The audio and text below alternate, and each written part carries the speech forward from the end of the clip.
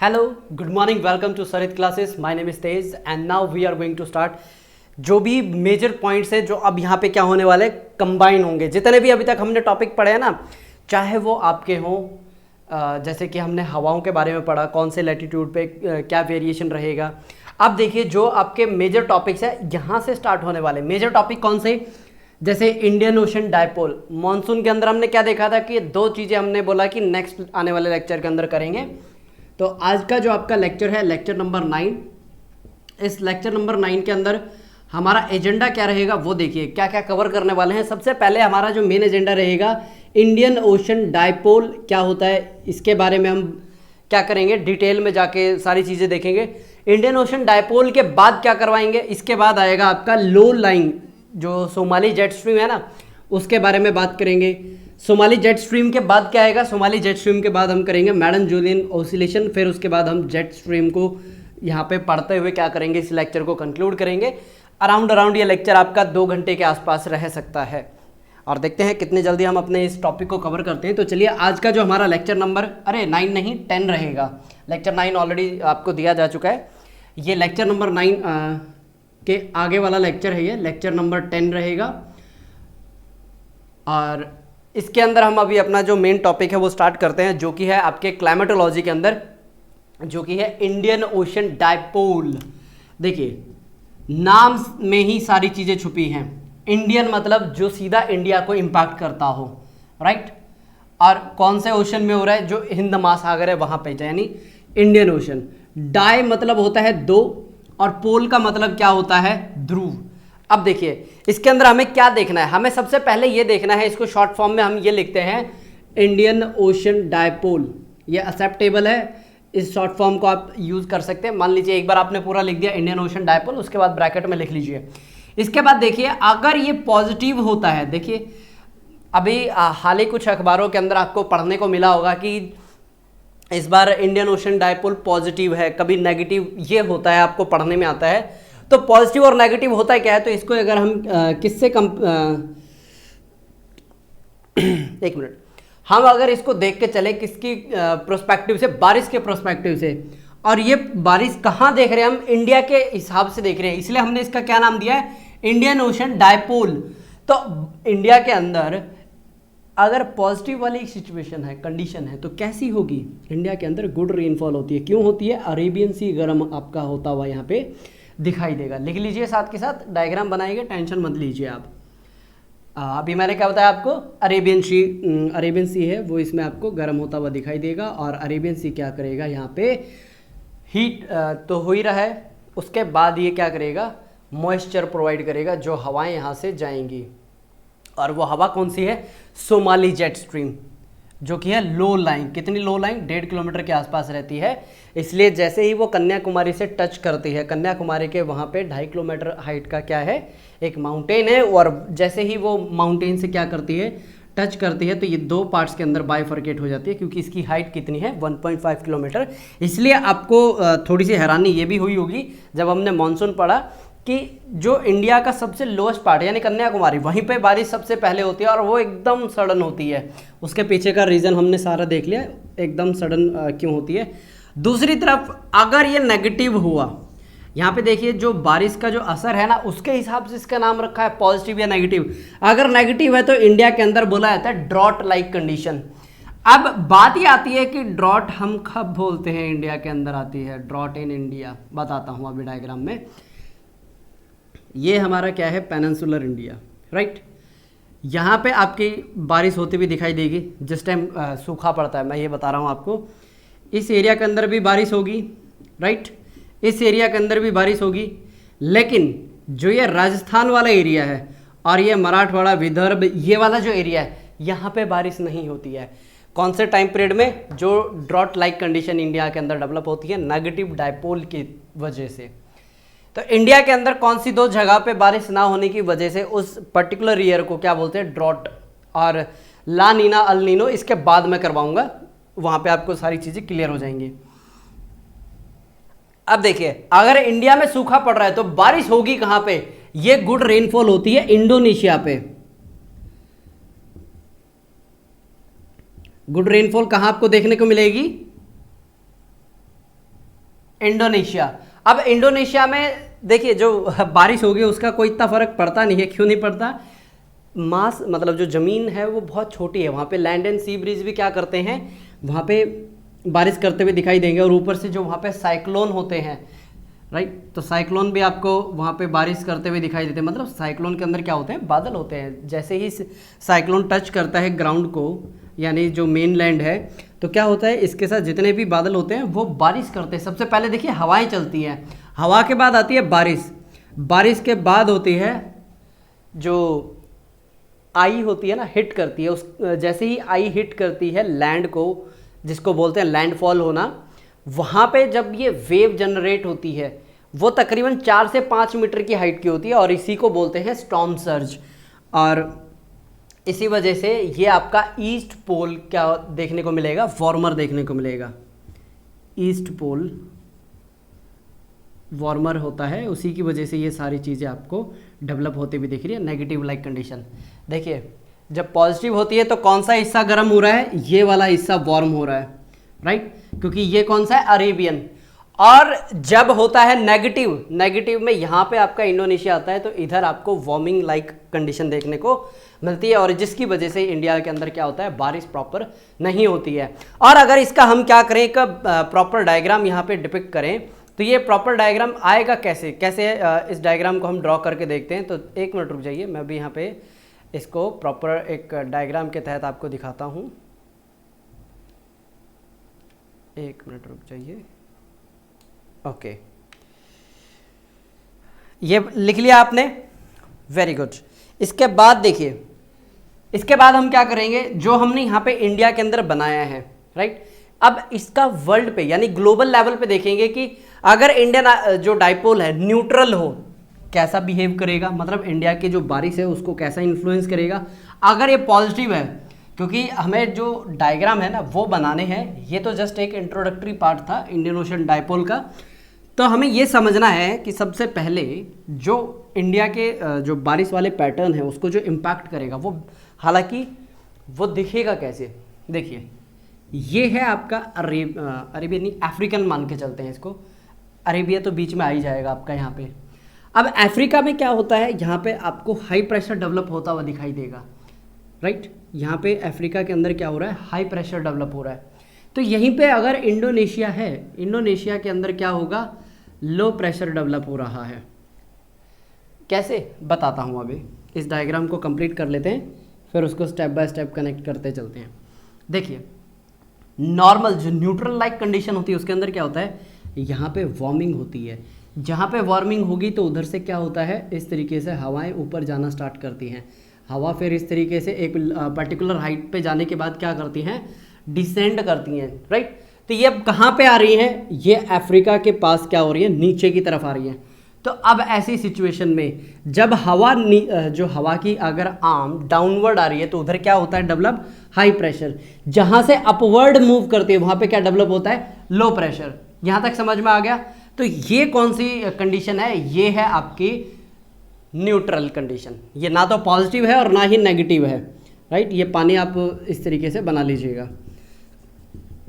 तो अब आपके दिमाग में सवाल आ रहा होगा कि क्या ये इंडिया के मॉनसून को सपोर्ट करेगा कि नहीं करेगा।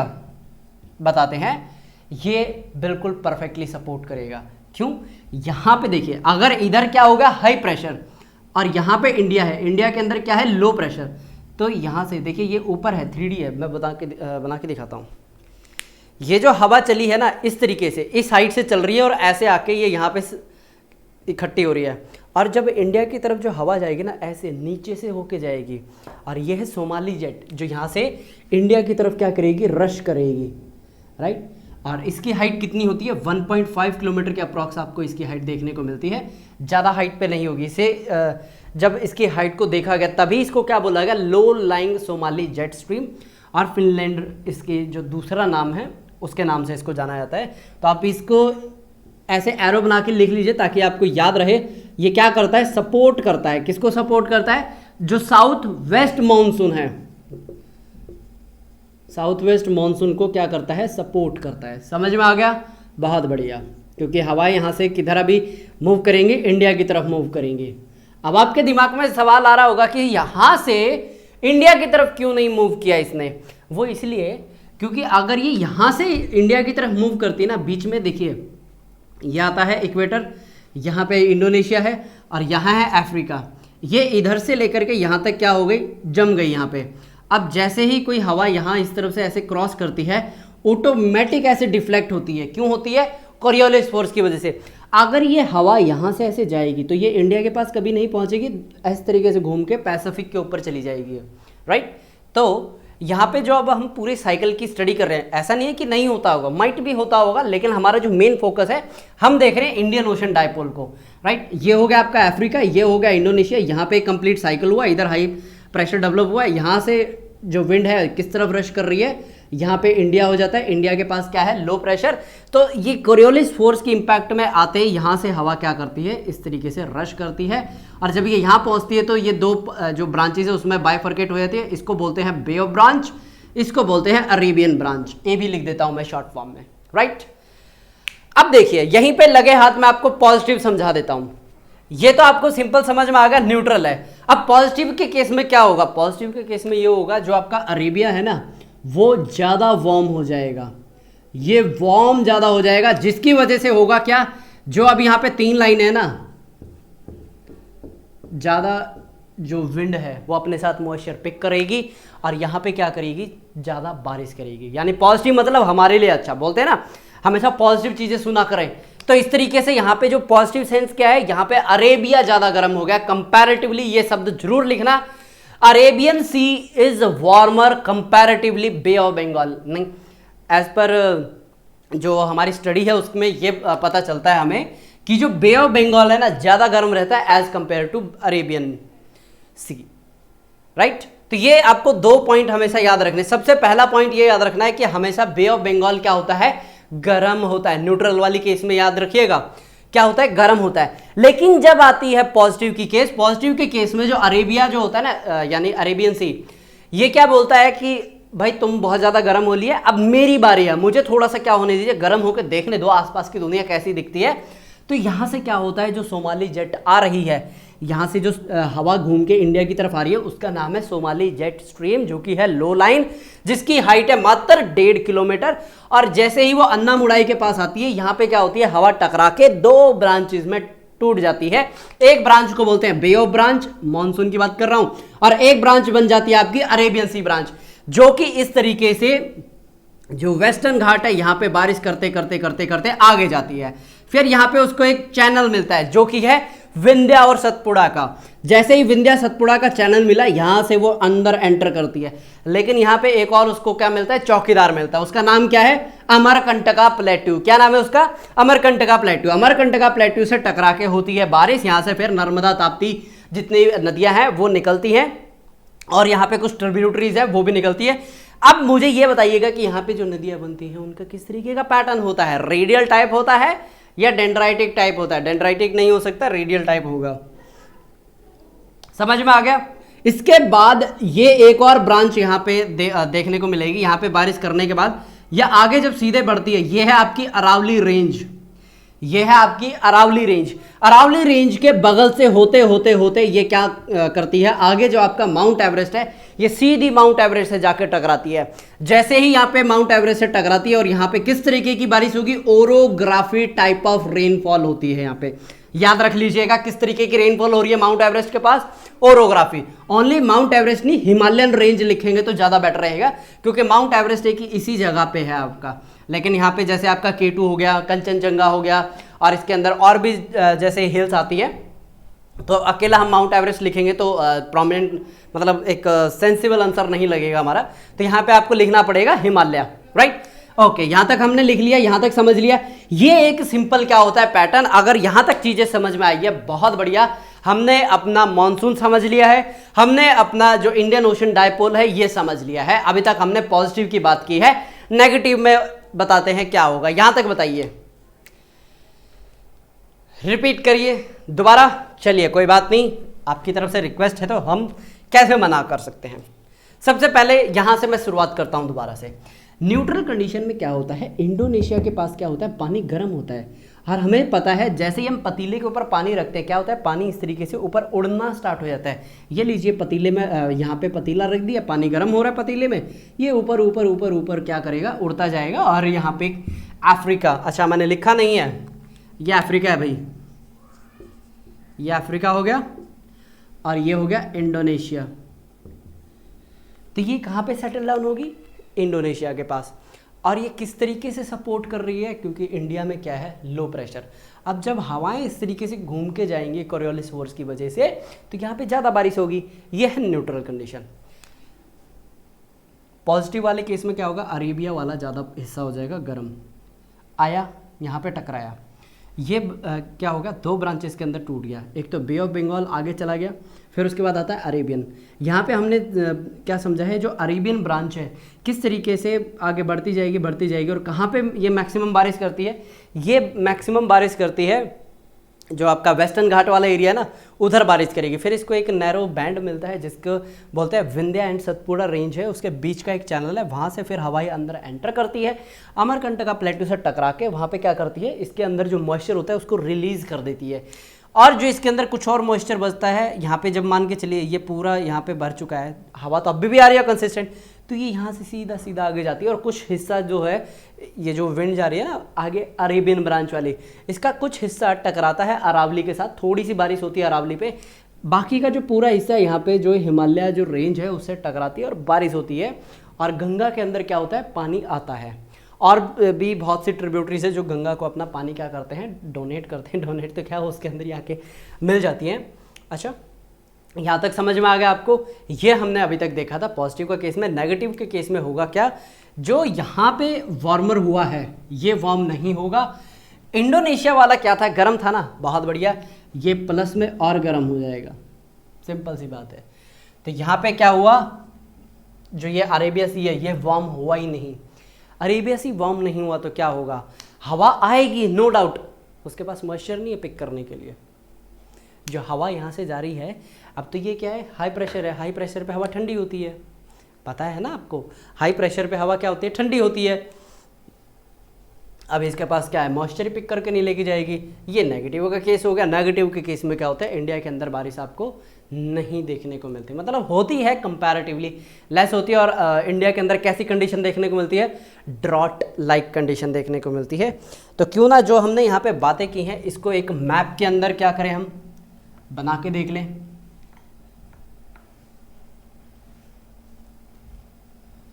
देखिए सिंपल सा है, जब भी हम ये बनाते हैं इंडिया के जो भी मैप बनाएंगे, इस तरीके से आपको बॉक्स में लेके चलना है, अदरवाइज होगा क्या, समझ में नहीं आएगा कि कहाँ से कहाँ तक का आपको ड्रॉ करना है। ये हॉर्न ऑफ अफ्रीका है,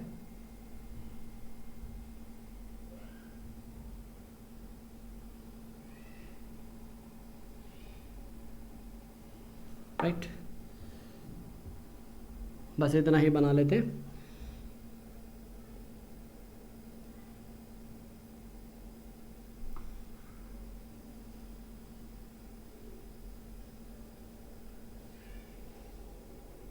ये हो गया। इक्वेटर बनाना बहुत ज़रूरी है, क्योंकि इसके बाद आपको क्या शो करना है, पानी गर्म हो रहा है, ठंडा हो रहा है, और फिर क्या हो रही है, हवाएं क्या हो रही हैं, रिफ्लेक्ट हो रही हैं, मतलब डिफ्लेक्ट हो रही हैं, रिफ्लेक्ट तो नहीं होगा, डिफ्लेक्ट हो रही हैं हवाएं, राइट। रेड कलर का मार्कर हमारा शहीद हो गया है, मतलब कि उसने दम तोड़ दिया, मंगवाया है, देखते हैं इस लेक्चर के ख़त्म होने से पहले मिल जाएगा क्या। हवा यहाँ से क्या कर रही है, मूव कर रही है, लेकिन जैसे ही वो क्रॉस करती हैं किसको, इक्वेटर को क्रॉस करते ही ये किस तरफ मूव कर जाती हैं, इंडिया की तरफ मूव कर जाती हैं। ये है आपका पॉजिटिव। ये क्या है, पॉजिटिव। पॉजिटिव के केस में क्या होता है, ये आपका वार्मर है, ये वार्मर एरिया है, और वार्मर एरिया में से क्या होता है, मॉइस्चर बहुत जल्दी पिक किया जाता है हवाओं के द्वारा। और फिर इधर ये ज़रूर बनाइएगा, अगर ये नहीं बनाएंगे तो पूरा जो आंसर है वो गलत हो सकता है। ये हमने बनाया है पॉजिटिव इंडियन डायपोल मूवमेंट का फिगर, बना लीजिए। ऑस्ट्रेलिया बना सकते हैं अगर आपके पास जगह बचती है, मेरे पास जगह बची नहीं है। और एक और बात हमेशा याद रखिएगा, कभी भी मेडागास्कर को और जो हमारा बोलते हैं ना कि पुराना साथी, उसको मत भूलिएगा, अदरवाइज़ नाराज़ हो जाएंगे। मतलब यह है कि जब हम यहाँ पे बनाते हैं ना, जो हाई प्रेशर आपका मेडागास्कर के पास ही बनता है, तो हमें वो दिखाना होता है ताकि हम चीज़ों को अच्छे से क्या कर पाएँ, रिप्रेजेंट कर पाएँ। अब देखिए, अब यहाँ पे क्या हो रहा है, कंडीशन थोड़ी सी रिवर्स होती हुई दिखाई दे रही है आपको। किस तरीके से मैं नेगेटिव वाला फेज यहाँ पे ड्रॉ करके आपको शो कर रहा हूँ।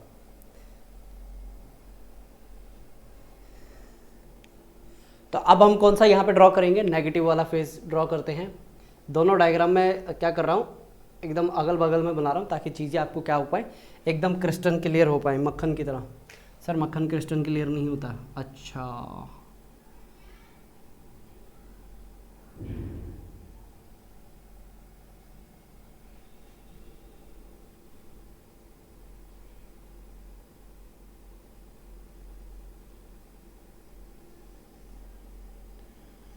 अगर आप इस तरीके से इसको यहाँ पे ऊपर टच करते हैं तो आपको ये करने का फिर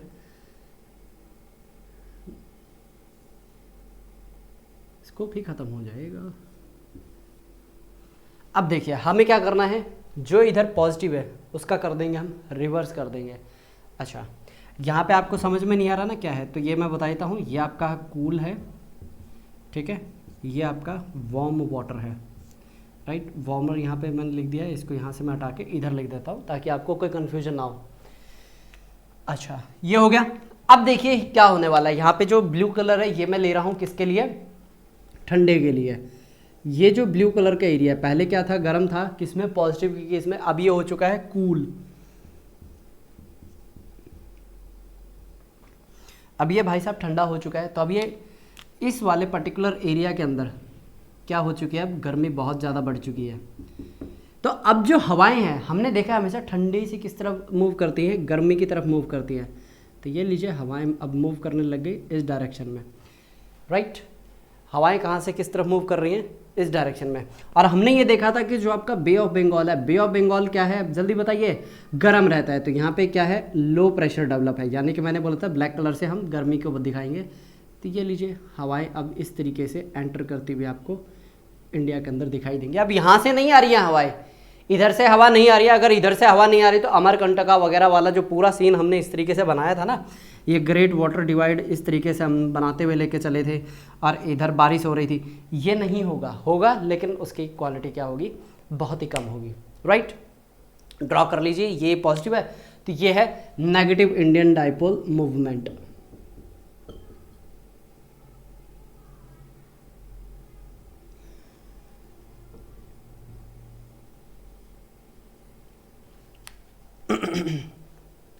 हो गया।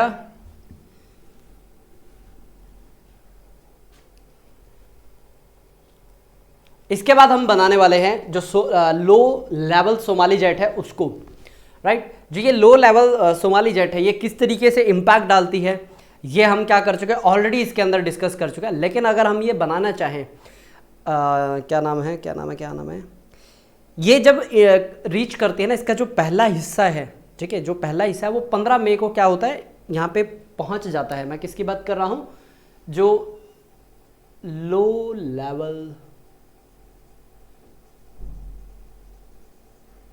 सोमाली जेट है, मैं उसकी बात कर रहा हूँ। ये इंडिया में कब पहुँचती है, ये इंडिया में पहुँचती है 15 मई को। अब जब 15 मई को बारिश होती है, बहुत ज़्यादा होती है बारिश, क्या उसी वक्त मॉनसून आया था, नहीं, उसके 15 दिन बाद Somali jet south east Asia को हिट करती है। उसके 15 दिन बाद इंडिया में क्या होती है, अच्छा मैंने 15 लिख दिया, 15 तारीख को ये अमूमन देखा गया है, ये 1 तारीख को हिट करती है और उसके 15 दिन बाद मॉनसून इंडिया के अंदर एंटर होता है। लेकिन कभी कभी ये लेट भी हो जाता है, कभी ये हमें पता चलता है कि ये 1 जून को एंटर कर रहा है केरला में, कभी हमें पता चलता है ये उससे भी लेट हो रहा है। तो यहाँ पे जब आप सोमाली जेट बनाओगे, सोमाली जेट को बनाते वक्त आपको किन चीज़ों का ध्यान रखना पड़ेगा, मैं इसी डायग्राम को क्या कर रहा हूँ, यूज़ कर लेता हूँ। अब मैं इसको क्या कर रहा हूँ, नीचे से यहाँ से मैंने इरेज कर दिया इसको, ये कूल वगैरह आप चाहें तो इसको रख सकते हैं इतना। अब यहाँ पे आपको क्या करना है, यहाँ पे तिब्बतन प्लेट्यू जरूर बनाना है, क्योंकि तिब्बतन प्लेट्यू क्या कर रहा है, इसका एक अलग रोल है, ठीक है, इसका भी क्या एक अलग रोल है। यहाँ पे मैं क्या लिख रहा हूँ, हाई प्रेशर, क्या लिख दिया मैंने यहाँ पे, हाई प्रेशर। अब जो हवाएं हैं क्या कर रही हैं, यहाँ पे इंडिया की तरफ रश कर रही हैं। शब्दों को बड़े ध्यान से देखिएगा, यानी कि ये इंडिया की तरफ फुल्ली अट्रैक्ट हो चुकी है। ये है तिब्बतन प्लेट्यू। ओके, अब जो ये हवाएं इंडिया की तरफ मूव कर रही है यही है सोमाली जेट। इसके अंदर सिर्फ आपको 3 चीजें याद रखनी है फिलहाल, तो बस एक ही चीज याद रखिए, इसकी हाइट। इसकी हाइट कितनी रहती है? 1.5 किलोमीटर मैक्सिमम है ये, मिनिमम नहीं है, मैक्सिमम इतनी ही रहती है ये। और यहाँ से हम क्या करते हैं, ये वार्म और कूल को मिटा देते हैं, और ये जो अभी हवा ट्रैवल कर रही है इसी को हम क्या नाम दे रहे हैं, ये है सोमाली जेट। देखिए सोमाली जेट को सोमाली जेट इसलिए बोलते हैं क्योंकि सोमालिया वहाँ पे क्या है, समझ में आ गया आपको?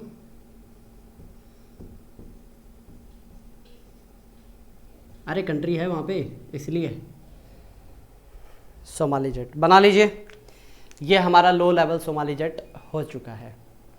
बस और ज़्यादा नहीं कुछ करना है इसके अंदर, बस हाइट का पता होना चाहिए, वो हमारा जो काम है कंप्लीट कर देगा, मोर देन इनफ है हमारे लिए। इसके बाद देखिए हमारा जो मेन जो टॉपिक है वो है अल नीनो और ला नीना।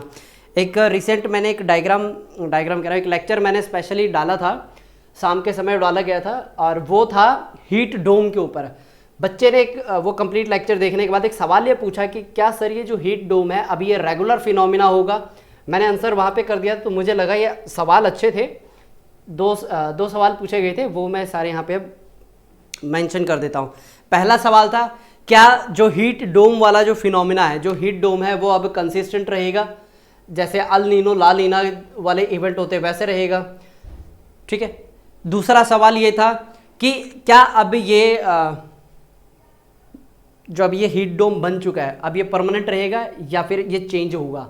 तो दोनों का आंसर मैं अभी आपको प्रोवाइड करता हूँ। सबसे पहले, क्या हीट डोम परमानेंट रहेगा? नहीं जी, कुछ भी परमानेंट नहीं होता है ज्योग्राफी में, क्योंकि अभी देखिए ये है आपकी अर्थ, सन अगर आपका यहाँ पे है, जो डोमिनेट पोजीशन कर रहा है यहाँ पे, इस पोजीशन पे सन है अभी, राइट?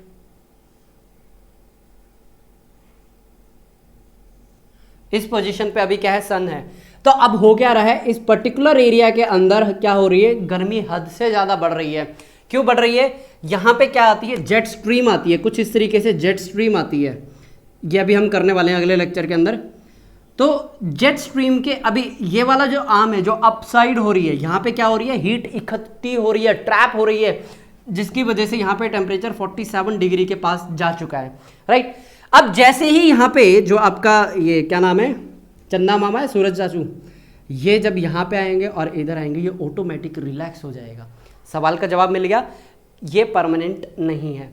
दूसरा सवाल ये पूछा गया था, क्या ये अल नीनो और ला नीना जैसे फिनोमिना बन जाएगा? उसका जवाब है अभी तक कोई भी डेटा अवेलेबल नहीं है, राइट? क्योंकि इससे पहले क्या हुआ था, ये जो आर्टिक ब्लास्ट है ये आ गया था अमेरिका के अंदर, तो इसका हम ये बोल नहीं सकते कि इस साल ला नीना है, अगले साल अल नीनो होगा। जब हम ला नीना और अल नीनो की बात करते हैं, इसके पीछे कम से कम 10 साल की क्या है, डेप्थ स्टडी है। और वैसे अगर आप बात करें मानसून की, मानसून के बारे में हमारे जो ऋग्वेद है ना, जो पुराने वेद हैं, उनके अंदर भी क्या किया गया, मेंशन किया गया है, राइट? तो ये सवाल मेरे को लगे काफ़ी अच्छे पूछे गए विद्यार्थी के द्वारा और काफ़ी इंपॉर्टेंट सवाल थे, तो मैंने यहाँ पे क्या किया, आप सभी को भी ये आंसर प्रोवाइड कर दिए।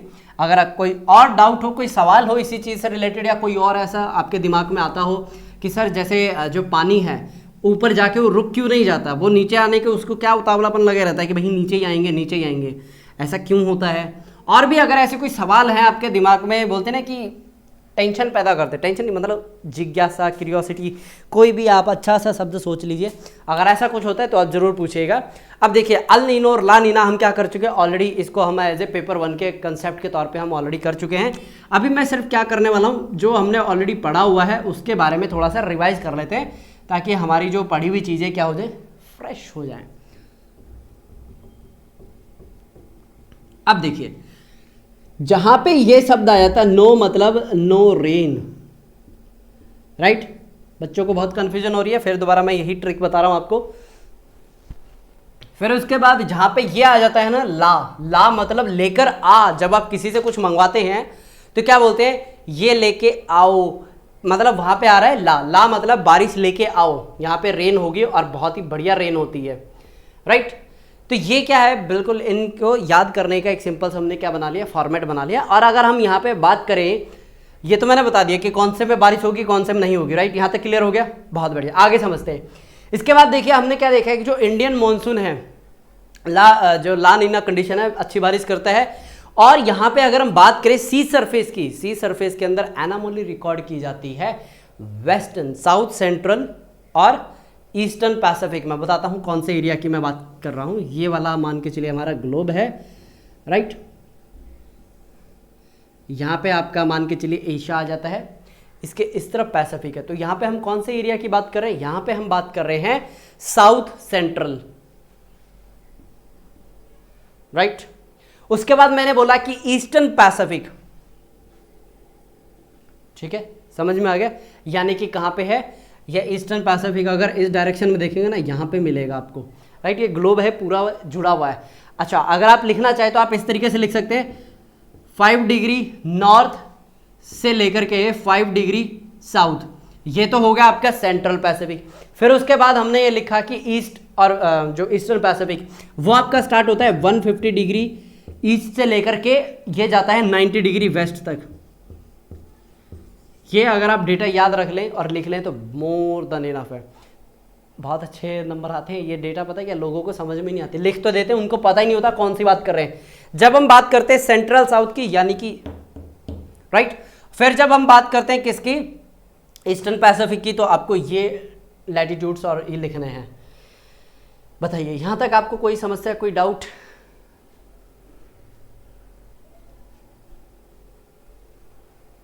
देखिए जब एक लॉन्ग टर्म फिनोमिना होता है, जब रेनफॉल, देखिए जब लॉन्ग टर्म फिनोमिना की हम बात कर रहे हैं, ये इंडियन मॉनसून के टर्म में और जो रेनफॉल हो रही है उसके टर्म में, तो जब हमने ये पाया अगर अल नीनो कंडीशन होती है, अगर अल नीनो जैसी सिचुएशन होती है तो कितने परसेंट रेनफॉल का डेफिसिट होता है, 99% डेफिसिट होता है, यानी कि बारिश होती ही नहीं है उस साल। 2014 अल नीनो ईयर था, 2013 अल नीनो ईयर था, बारिश हुई नहीं थी, जिसकी वजह से गवर्नमेंट गिर गई थी, राइट। क्यों गिर गई थी, फसल हो नहीं रही। और दूसरा बैकग्राउंड में क्या चल रहा है, 2008 और 9 का सब प्राइम क्राइसिस चल रहा है, राइट। बड़ी बड़ी स्कीमें क्या हो चुकी हैं, अनाउंस हो चुकी हैं, लेकिन क्या नहीं है, उनको फंड करने के लिए पैसा नहीं है, तो जिसकी वजह से पैसा नहीं है। और दूसरा यहाँ पे अनाउंस हो चुकी है। और तीसरी चीज़ यहाँ पे जो ब्यूरोक्रेसी थी वो हो गई थी डर के साए में, और जिसकी वजह से लास्ट के जो 2 साल थे 2012 2013 कोई भी पॉलिसी डिसीजन लिया ही नहीं गया, जिसकी वजह से हुआ क्या, इंडिया के अंदर एक ऐसा सेंटिमेंट बना, this government is no more workable right now. इसलिए फिर जब 2014 के अंदर आपके इलेक्शंस होते हैं, कौन सी गवर्नमेंट आती है, ये गवर्नमेंट आती है, राइट। थोड़े से आप जो बोलते हैं ना बैक ट्रैक को भी थोड़ा सा अभी अटैच करके देखेंगे तो चीज़ें आपको और अच्छे से समझ में आएंगी। 2008-9 का सब प्राइम या हाउसिंग क्राइसिस क्या था, ये आपके इकोनॉमी का पार्ट आता है, राइट। वक्त मिला तो मैं ये ज़रूर समझा दूंगा, सिंपल सा मैं यहाँ पे समझा देता हूँ 5 मिनट का समय लेके। देखिए सब प्राइम क्राइसिस क्या था, ये एक फैमिली है, ये एक बैंक है, राइट। फैमिली को क्या चाहिए, घर चाहिए, अपना घर बनाना है फैमिली को। ये बैंक के पास जाता है कि मुझे लोन दे दो, बैंक बोलता है कि तुम्हारी इनकम दिखाओ, दिखाता है, इसको A++ कैटेगरी का क्या देते हैं कि भाई तुम्हारा जो बोलते हैं ना फाइनेंशियल बैकग्राउंड अच्छा है, ठीक है, इसको दे दिया लोन। अब हुआ क्या, यहाँ पे बैंकों में लालच आ गया। किस चीज़ का लालच, अरे बैंकों में लालच नहीं आया, जो इनके बीच में मीडियोकर होते हैं ना, जो फैमिली और बैंक के बीच में क्या करवाते हैं, लोन का काम पूरा करवाते हैं, उनके अंदर आ गया क्या, लालच। लालच किस चीज़ का आया कि भाई हमें क्या मिलेगा, हर एक लोन को कंप्लीट करवाने में उसका क्या मिलता है, हमें कमीशन मिलता है, राइट। और दूसरा यहाँ पे जो फॉरेन इन्वेस्टर है, यहाँ पे जो पैसा डाल रहे हैं, उन्होंने क्या देखा कि भाई यहाँ पे जो मनी है सेफ है, तो यहाँ पे क्या आने लगा, 2 जगह से ग्रीड स्टार्ट होती है, एक तो इन्वेस्टर की तरफ से और एक बिचौलिए मिडल मैन की तरफ से। तो अब यहाँ पे क्या हुआ, जो बढ़िया फैमिली थी उनको तो लोन देके वो क्या कर रहे हैं, कंसिस्टेंट चल रहा है। अब प्रेशर आ गया, इन बिचौलियों को बोला तुम और ग्राहक लेके आओ, और ग्राहक, ये भाई साहब कुत्ते बिल्ली जो भी हैं वो सबको उठा लाए यहाँ पे। और क्या बोले, भाई शुरुआत में बस 100 रुपये देना है आपको, मतलब कि शुरुआती कुछ सालों में, मतलब उसमें ईएमआई बहुत छोटी रखते हैं। तो इसकी वजह से होता क्या है, बहुत सारे आ जाते हैं, लेकिन इन्होंने कोई भी क्या नहीं किया, क्रॉस चेक नहीं किया कि क्या ये इसको रीपे कर पाएंगे या नहीं कर पाएंगे। लोन देते गए देते गए देते गए, यहाँ पे अब आ चुका है टाइम बॉम्ब। एक समय ऐसा होता है फैमिली के पास पैसा नहीं होता तो वो बोलता है ठीक है मेरा घर ले जाओ।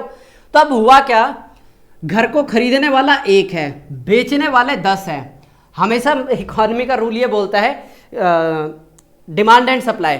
यहाँ पे डिमांड एक की है, सप्लाई 10 की है, तो ऑटोमेटिक क्या हुआ, जिस बंदे ने ये लोन लिया था 10 लाख रुपए का लिया था और जो प्रॉपर्टी थी उस 10 लाख की प्रॉपर्टी थी उसके लिए इसने लोन लिया, आज की डेट में उसकी कीमत कितनी बच गई, मात्र 2 लाख रुपए बच गई। तो ये भी क्या बोला कि भाई तुम भी मेरा घर ले लो, मैं नहीं भरता। ये था आपका 2008 का फाइनेंशियल क्राइसिस, जिसको बोलते हैं सब प्राइम क्राइसिस। इसमें जो शब्द है ना सब प्राइम, ये तो है प्राइम कस्टमर, यानी कि इसके पास इच्छा है और पैसा भी है, भर देगा।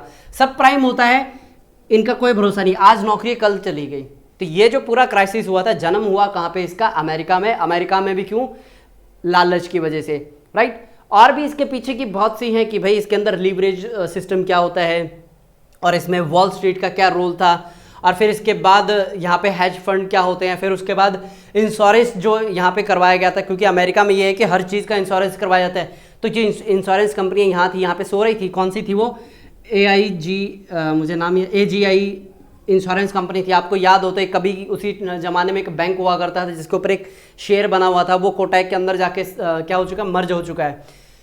तो यहाँ पे क्या लगा हुआ था, बहुत सारे देशों का पैसा लगा हुआ था, उसमें से भी कौन था, ICICI था, एक मिनट रुको, शायद यही था ICICI बैंक।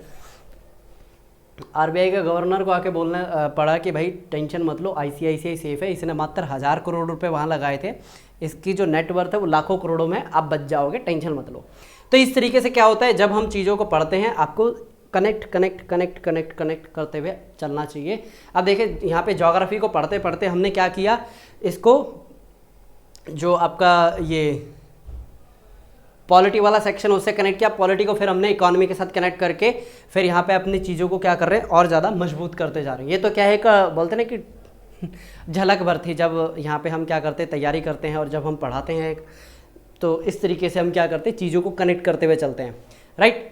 तो नॉर्मल कंडीशन हमने देख लिया, वॉकर सेल बनेगा, फिर उसका रिवर्सल होगा, ये हम क्या देख चुके हैं, ऑलरेडी कंप्लीट कर चुके हैं। तो यहाँ पे हम क्या करेंगे, ज़्यादा समय जाया नहीं करेंगे, तो हम सीधा क्या करते हैं, जो नॉर्मल कंडीशन है फिर उसके बाद किस तरीके से मानसून वाला सर्कुलेशन बनेगा, डायग्राम के थ्रू हम क्या करते हैं, चीज़ों को समझने की कोशिश करते हैं, जल्दी बन जाता है। और यहाँ पे एक बात बताऊँ, मैं चाहता तो इन डायग्राम्स की आपको PPT के अंदर पिक्चर भी शो कर देता, लेकिन एक चीज़ बताऊँ, जो चीज़ देखने में ज़्यादा आंखों को अपीलिंग लगती है ना, वो आप कभी बना नहीं सकते। तो यहाँ पे मैं क्या करता हूँ, एक एक डायग्राम इसलिए ड्रॉ करके तो आपको दिखाया जा रहा है ताकि आप समझ पाएं डायग्राम ड्रॉ कैसे होते हैं। नहीं तो एक बात बताओ, ऊपर से पानी गिर रहा है, ये अगर आप चौथी क्लास के बच्चे को बोलोगे ना वो भी समझ जाएगा, लेकिन बात ये आती है उसका पूरा साइकिल आप ड्रॉ करके दिखा पा रहे हो कि नहीं दिखा पा रहे हो, इसमें सबसे बड़ी चैलेंज होती है। तो यहाँ पे हमने क्या देखा, हम ये देख रहे हैं कि पहली रेंज, सेकेंड रेंज, ये थर्ड रेंज, समझ में आ गया किसकी बनाई है, बहुत बढ़िया। इसके बाद यहाँ पे ये क्या होता है, ये आपका ग्रेट गैंजेटिक प्लेन है ये। उसके बाद क्या आता है, ये समझ में आ गया, बहुत बढ़िया। ये आपका वेस्टर्न घाट वाला प्लेट्यू है, ये हाइट में है, ये प्लेट्यू इसलिए बोलते हैं।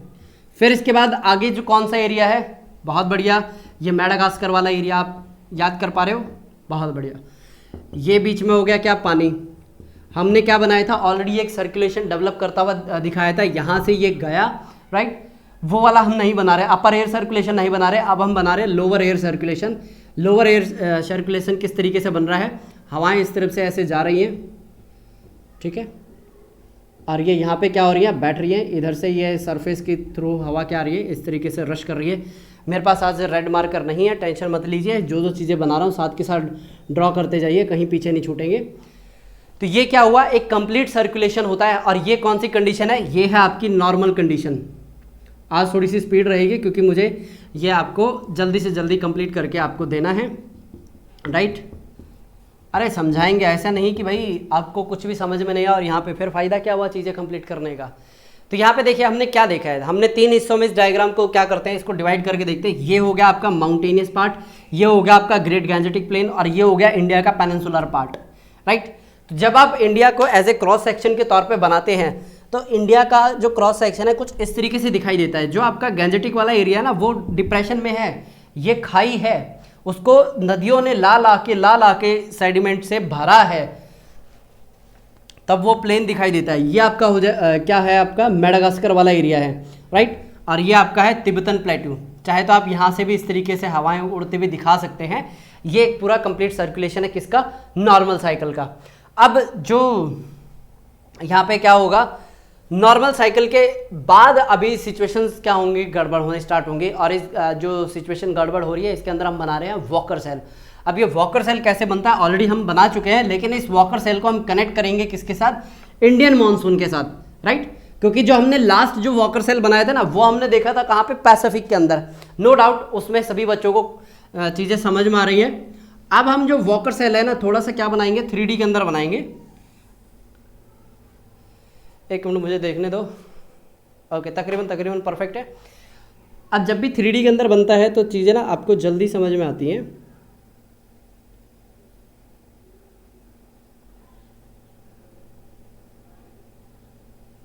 ठीक है,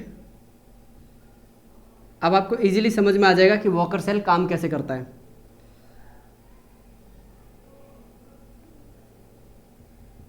ठीक है, ये ऑस्ट्रेलिया हो गया, ये हो गया मेडागास्कर, ये हो गया इंडिया। तो अब देखिए मैं यहाँ पे ब्लू कलर का यूज़ कर रहा हूँ किसके लिए, वॉकर सेल के लिए। वॉकर सेल क्या होता है, यहाँ से ये मूव करता आएगा किस तरीके से, यहाँ पे आपकी कौन सा है, साउथ अमेरिका। साउथ अमेरिका से क्या हो रही है, अब हवाएं इस तरीके से रश कर रही हैं और अब ये क्या हो रहा है, ऊपर की तरफ जा रहा है और इस तरीके से एक कंप्लीट अपना साइकिल बनाएगा। इसी को हमने क्या नाम दिया था, वॉकर सेल, राइट। नहीं समझ में आया, हमने ऑलरेडी लेक्चर्स के अंदर कंप्लीट कर लिया है कि ये किस तरीके से डेवलप होता है। इसके अंदर क्या होता है, पानी गर्म और ठंडा, ये एक फिनोमिना होता है। चलिए लगे हाथ में फिर भी आपको बता देता हूँ। ये हो गया ऑस्ट्रेलिया और ये क्या हो जाएगा आपका साउथ अमेरिका, ऑस्ट्रेलिया। होता है क्या है, ये वाला जो पोर्शन है ना, यहाँ पे जो पानी है क्या बन जाएगा, पानी बहुत ठंडा हो जाता है, राइट। तो ये पानी जब ठंडा होता है ये इस तरीके से हवाएं क्या होती है, मूव करना स्टार्ट करती हैं और यहाँ पे क्या होता है, पानी बहुत ज़्यादा गर्म हो जाता है। मैंने एक्चुअली लिख दिया गर्म का मतलब है ये, और यहाँ पे सी मतलब कूल हो गया है। तो नीचे से जो ठंडा पानी है ना इस तरीके से क्या करता है, ऊपर आएगा और जो पानी यहाँ पे ठंडा है वो इस तरीके से फ्लो करना स्टार्ट कर देगा और यहाँ से जो हवाएं हैं कंप्लीट इस तरीके का एक सर्कल बनाते हैं। ये क्या बन गया आपका वॉकर सेल, और यही हमने यहाँ पे बनाया है और कुछ नया नहीं बनाया, ऑलरेडी ये सारी चीज़ें हम पढ़ चुके हैं, राइट। इसके बाद हमने क्या देखा, इसके बाद हमने देखा कि मॉनसून की यहाँ पे एक अलग से क्या कहानी चल रही होती है। मॉनसून की जो कहानी है कुछ इस तरीके से चल रही है।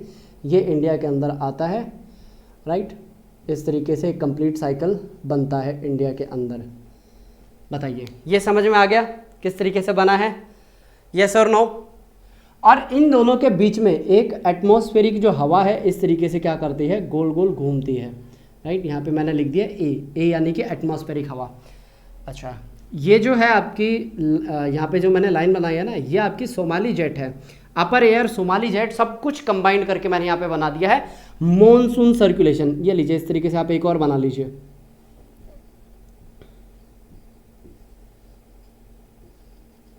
ये क्या है आपका, इधर मैं नीचे इस तरीके से लिख रहा हूँ, ये कहलाता है आपका मॉनसून सर्कुलेशन। यहाँ पे मैंने ऑलरेडी बता दिया है, ये वॉकर सेल हो गया आपका। अब आप ये जो डायग्राम है, ये कंप्लीट डायग्राम आप बोल सकते हैं कि इस तरीके से इम्पैक्ट पड़ता है इंडिया के ऊपर, क्योंकि हमने क्या देखा था, यहाँ पे क्या आ चुका है, इंडियन ओशन डायपोल किस तरीके से काम करता है, इससे पहले वाले टॉपिक के अंदर कंप्लीट देख लिया है। नीचे अगर आप चाहें तो फिगर के अंदर आप लिख लीजिए इस तरीके से, मैं बिल्कुल शॉर्ट फॉर्म में लिखूंगा, पूरा आप लिखते जाइए। M means monsoon and Walker cell, right. Monsoon circulation लिख लीजिए आप। अच्छा, यहाँ पे मैंने ऑलरेडी लिख दिया ना मॉनसून सर्कुलेशन, बिल्कुल काम बन गया अपना। आप ड्रॉ कर लीजिए इसको, कहाँ पे, ये लीजिए, आपने कहा और हम बनाए नहीं। अरे बोर्नियो, थोड़ा नीचे आ, ये हो गया बोर्नियो आइलैंड और ये थोड़ा सा नीचे आ गया, टच करते हुए जाएगी, ये है 0 डिग्री, बना लीजिए।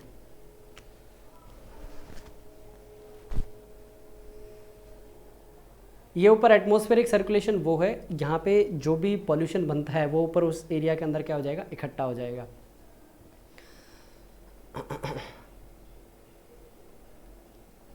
बना लिया, 1 मिनट रुक जाइए, कुछ और तो हाँ।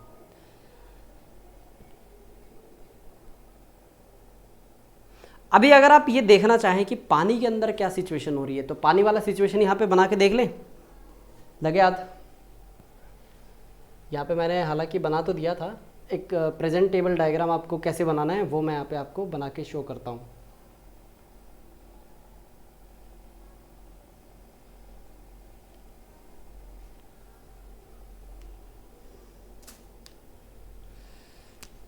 अगेन एक बॉक्स बनाएंगे, हाँ इसमें कोई ज़रूरी नहीं है भाई 3D बनाएंगे। ये बताइए क्या बनाया है, अफ्रीका। ये एक अनदर कॉन्टिनेंट है, कौन सा, ऑस्ट्रेलिया। ये एक और कॉन्टिनेंट है, कौन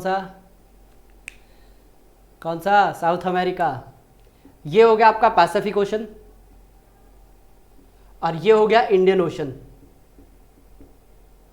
शॉर्ट फॉर्म लिखूंगा हर जगह पे, पीओ यानी कि पैसिफिक ओशन, इंडियन ओशन। अब देखिए यहाँ पे होगा क्या, अब यहाँ पे हम कौन सी बात कर रहे हैं, जो एयर सर्कुलेशन है किसमें, इंडियन ओशन में और पैसिफिक ओशन में। पैसिफिक ओशन में क्या बन रहा है, वॉकर सेल बन रहा है। और ये हम कौन सी कंडीशन बना रहे हैं, ड्यूरिंग अल नीनो। कौन सी कंडीशन में बना रहे हैं, ड्यूरिंग अल नीनो।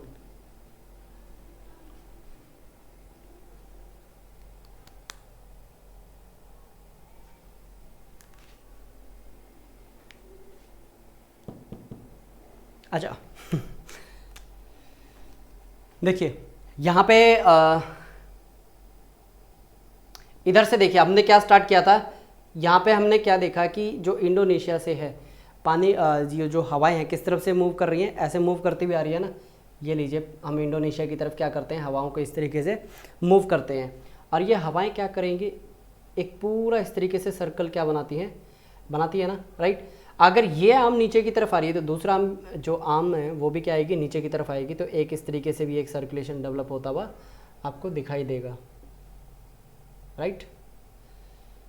ये कंप्लीट हो गया है हमारा इंडियन ओशन, पैसिफिक ओशन, और नीचे आप लिख लीजिएगा air circulation in Indian ocean and Pacific ocean. Pacific में आप ब्रैकेट में लिख लीजिए वॉकर सेल। अच्छा, अगर आपको अभी भी ये कन्फ्यूजन हो रही है ना कि किस में आपको अच्छी बारिश देखने को मिलेगी और कहाँ पे आपकी जो बारिश है वो प्रॉपर नहीं होगी, उसका एक मैं आपको क्या बना के देता हूँ, चार्ट बना के देता हूँ, उसके थ्रू आपको चीज़ें समझ में आ जाएंगी। तो चलिए अपने चार्ट को ड्रॉ करते हैं।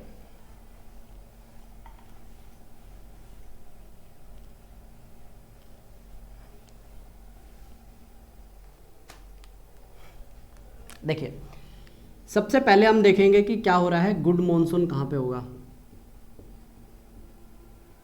ओके, उसके बाद हम क्या देखेंगे कि पॉजिटिव इंडियन ओशन डायपोल के वाले सिचुएशन में क्या होगा, और नेगेटिव यानी कि नेगेटिव बोल लीजिए या फिर नॉर्मल वाली कंडीशन में क्या होगा।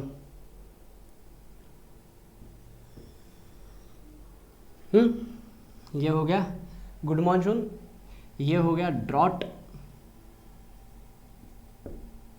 ओके, नॉर्मल रेन,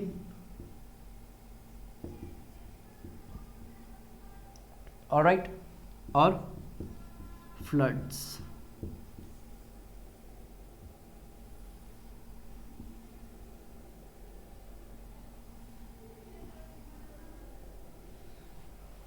इसके ऊपर आएगा इक्विनॉक्स यानी कि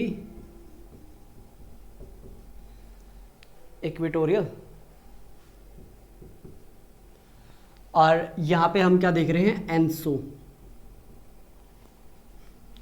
अच्छा, अगर ड्रॉट लाइक कंडीशन है तो कैसा होगा, नेगेटिव। इंडियन ओशन डायपोल क्या होगा, नेगेटिव, और कौन सा फिनोमिना होगा, अल नीनो। ये कंडीशन है, ये फिनोमिना है, राइट। अगर हमें चाहिए नॉर्मल रेनफॉल, नॉर्मल रेनफॉल के लिए क्या चाहिए, पॉजिटिव इंडियन डायपोल, यानी कि आप ये मान के चलिए ऊपर जो हमने लिखा है। फिर उसके बाद अल नीनो में भी आपकी क्या होती है, नॉर्मल बारिश हो सकती है, राइट। अगर हम देखेंगे बारिश यानी फ्लड, फ्लड कौन से में होती है, पॉजिटिव और ला नीना वाली सिचुएशन में आपको फ्लड देखने को मिलेगी। दोबारा से बताया तो यहाँ पे हमने क्या ड्रॉ किया है, यहाँ पे हमने एक सिचुएशन बनाई है एंसो और इक्विनो। इसके अंदर हमने क्या देखा, अगर हमें क्या चाहिए, गुड मॉनसून, तो उसके लिए क्या चाहिए, नॉर्मल कंडीशन चाहिए और पॉजिटिव डाइपोल चाहिए। अगर ड्रॉट लाइक कंडीशन है तो ये दोनों होंगे, नो और नेगेटिव। फिर उसके बाद नॉर्मल चाहिए तो पॉजिटिव और नो चलेगा। फ्लड अगर आएगी तो दोनों पॉजिटिव और ला नीना क्या होंगे, मिक्स तो होंगे। चाहे तो आप इसको ड्रॉ कर लीजिए।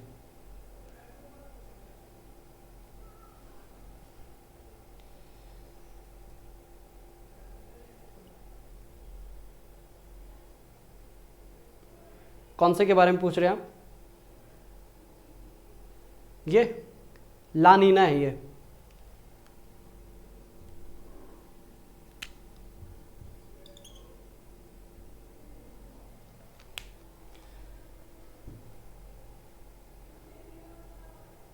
हो गया,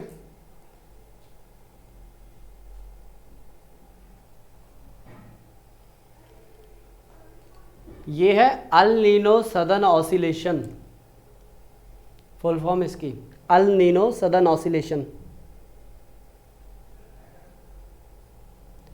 आगे फिर हम अपना नया जो कंसेप्ट है वो स्टार्ट करें, अगर ये समझ में आ गया। और वो नया कंसेप्ट है ला नीना का। कौन सा कंसेप्ट है, ला नीना का। ला नीना में हमें क्या देखना है, सिंपल सा एक और यहाँ पे क्या करेंगे, डायग्राम बनाएंगे। इसके अंदर भी क्या देखेंगे हम, सर्कुलेशन देखेंगे एयर का। सबसे पहले ये हमने क्या बनाया, डायग्राम ड्रॉ कर दिया। तकरीबन वैसा ही डायग्राम है जो हमने लास्ट में ड्रॉ किया था, राइट। अब देखिए यहाँ पे होगा क्या, वेरी गुड, समझ में आ गया आपको। अब हवाएं इस तरीके से मूव करेंगी और यहाँ से क्या करेंगे, हवाएं ऊपर की तरफ फ्लो करेंगी। ये तो है आपका अपर एयर सर्कुलेशन। इसके अंदर एक और बनेगा लो लाइन सोमाली जेट, वो भी दिखा देता हूँ मैं आपको। ये यहाँ से आपकी लो लाइन सोमाली जेट इस तरीके से क्या करेंगी, फ्लो करते हुए इंडिया की तरफ जाएंगी, राइट। अब यहाँ पे क्या है, एक और इस तरीके से वॉकर सेल आप बोल सकते हैं, लेकिन यहाँ पे अब वॉकर सेल नहीं है, ओपोजिट है वॉकर सेल का।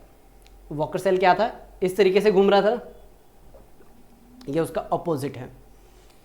हाई प्रेशर ऑटोमेटिक यहाँ पे क्या आ जाएगा, लो प्रेशर, क्योंकि पानी ऊपर जा रहा है। और ये क्या है, इंडियन ओशन, राइट। और यहाँ पे क्या आ जाएगा, पैसिफिक ओशन, राइट। बना लीजिए इसको आप। और यहाँ पे आप इस तरीके से यहाँ पे ड्रॉ करके आपको पता क्या लिखना है, ये शो कर रहा है अप वेलिंग को, पानी ऊपर आ रहा है बहुत ज़्यादा।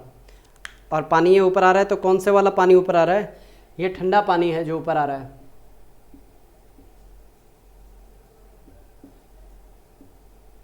ग्रेट अप वेलिंग, पानी ऊपर आ गया, बहुत बढ़िया। फिगर का नाम नीचे लिख लीजिए, La Nina and air circulation in Indian ocean. La Nina and air circulation in Indian ocean बना लीजिए। चीज़ें बहुत आसान हैं, चीज़ें बहुत आसान हैं। इसके अंदर अगर आप देखें, एक्सट्रीमली स्ट्रॉन्ग वॉकर सेल हो जाएगा। क्या हो जाएगा, एक्सट्रीमली स्ट्रॉन्ग वॉकर सेल हो जाएगा। और जिसकी वजह से जो क्या है, बारिश बहुत ज़्यादा होगी, ठीक है। कोल्ड वाटर कहाँ हो जाएगा इकट्ठा, यहाँ पे पेरू चिली के पास क्या देखने को मिल रहा है, कोल्ड वाटर इकट्ठा देखने को मिल रहा है ना। हाँ, यही कंडीशन है किसका, ला नीना की कंडीशन है।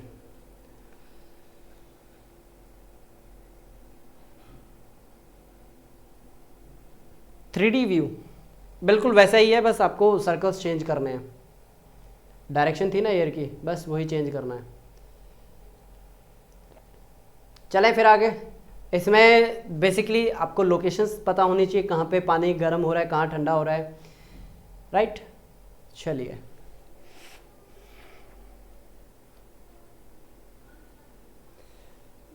अभी ऐसा ही एक और कंसेप्ट आता है आपका मैडन जूलियन ऑसिलेशन का है। कौन सा कंसेप्ट है?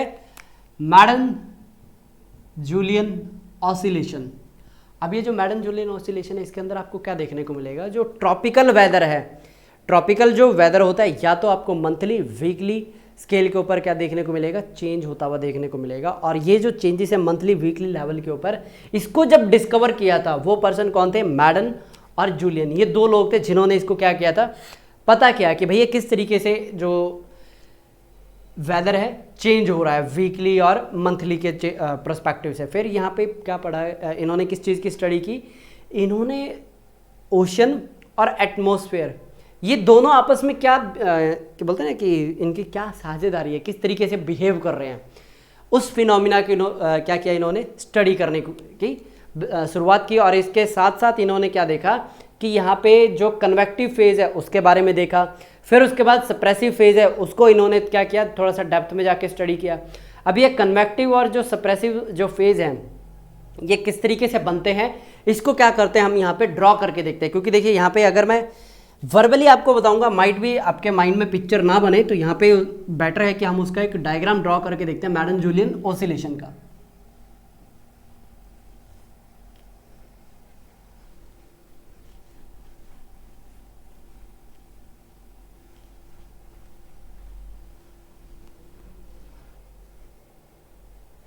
ओके, सेम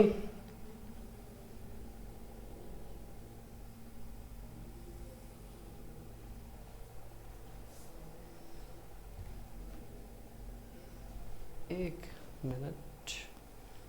ओके,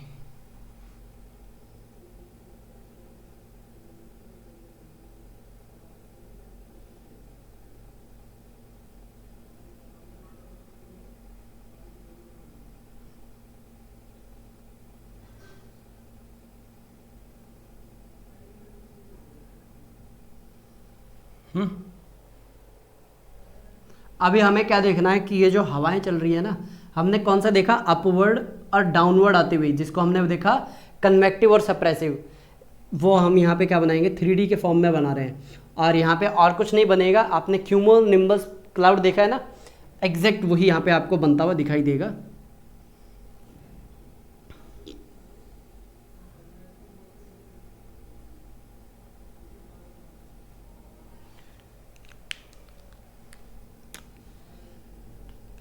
अब देखिए क्या हो रही है, यहाँ से हवाएं इस तरीके से चलना स्टार्ट हुई है। ये हवा जा रही है ऊपर की तरफ, राइट। जैसे ही हवा क्या होती है? ऊपर की तरफ मूव करती है, उसकी वजह से क्या होता है? डिफ्लेक्शन आता है। अगेन इस तरफ से भी क्या होती है? हवाएं ऊपर की तरफ जाती, दोनों अलग अलग डायरेक्शन में मूव कर जाएंगी। लेकिन होगा क्या? यहाँ पे हम इसकी पूरी एक साइकिलिंग देखेंगे, जहाँ पे हवा क्या कर रही है? नीचे आ रही है। नीचे आ रही है तो कैसी हवाएं होंगी? हाई, यहाँ पे हाई प्रेशर आपको बनता हुआ दिखाई देगा। और ये कंप्लीट साइकिल यहाँ पे एक बनता हुआ दिख रहा है कि जिसमें एक जो हवा है, जो हवा का एक प्रेशर है, वो क्या हो रहा है? ऊपर की तरफ जा रहा है, राइट। जो अपवर्ड है ये है आपका कन्वेक्टिव फेज, राइट। ये क्या हो गया आपका? Convective phase.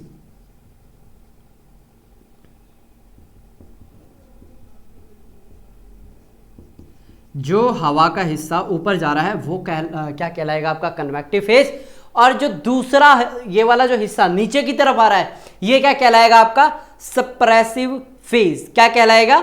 Suppressive phase.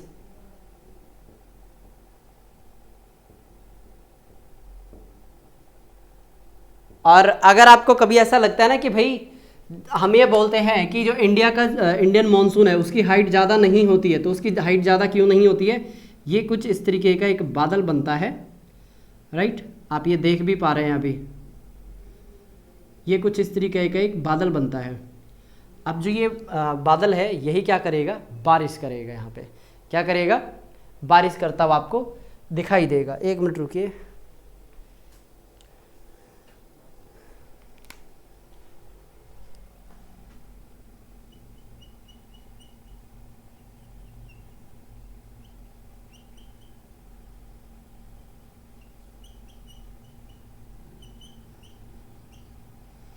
अभी आपको इजीली विजिबल हो रहा होगा कि कहाँ पे बारिश होती हुई दिखाई दे रही है, और इसी को ही ये जो क्लाउड बनता है इसी को क्या बोलते हैं हम, क्यूमुलो निम्बस क्लाउड बोलते हैं, राइट।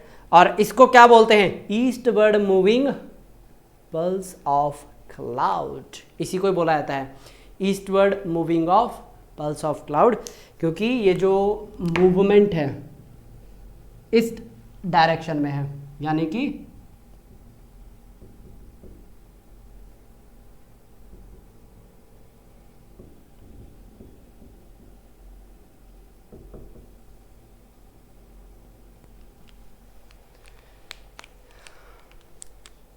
बना लीजिए इसको। अगर आप 2019 की रिपोर्ट की बात करें, आईएमडी ने क्या बोला, न्यूट्रल अल नीनो होगा, पॉजिटिव है और मैडल जूनियन ऑसिलेशन है। ये तीनों कंडीशन आपको देखने को मिल रही है। अगर आप यहाँ पे अगर करना चाहें तो आपका सेल्फ होमवर्क ये रहेगा, जिसको बोलते हैं ना सेल्फ स्टडी के तौर पे, आपको ग्लोबल वार्मिंग का क्या इम्पैक्ट पड़ रहा है इंडियन मॉनसून के ऊपर, इसकी क्या करनी है, आपको डिटेल में रिसर्च करनी है, स्टडी करनी है।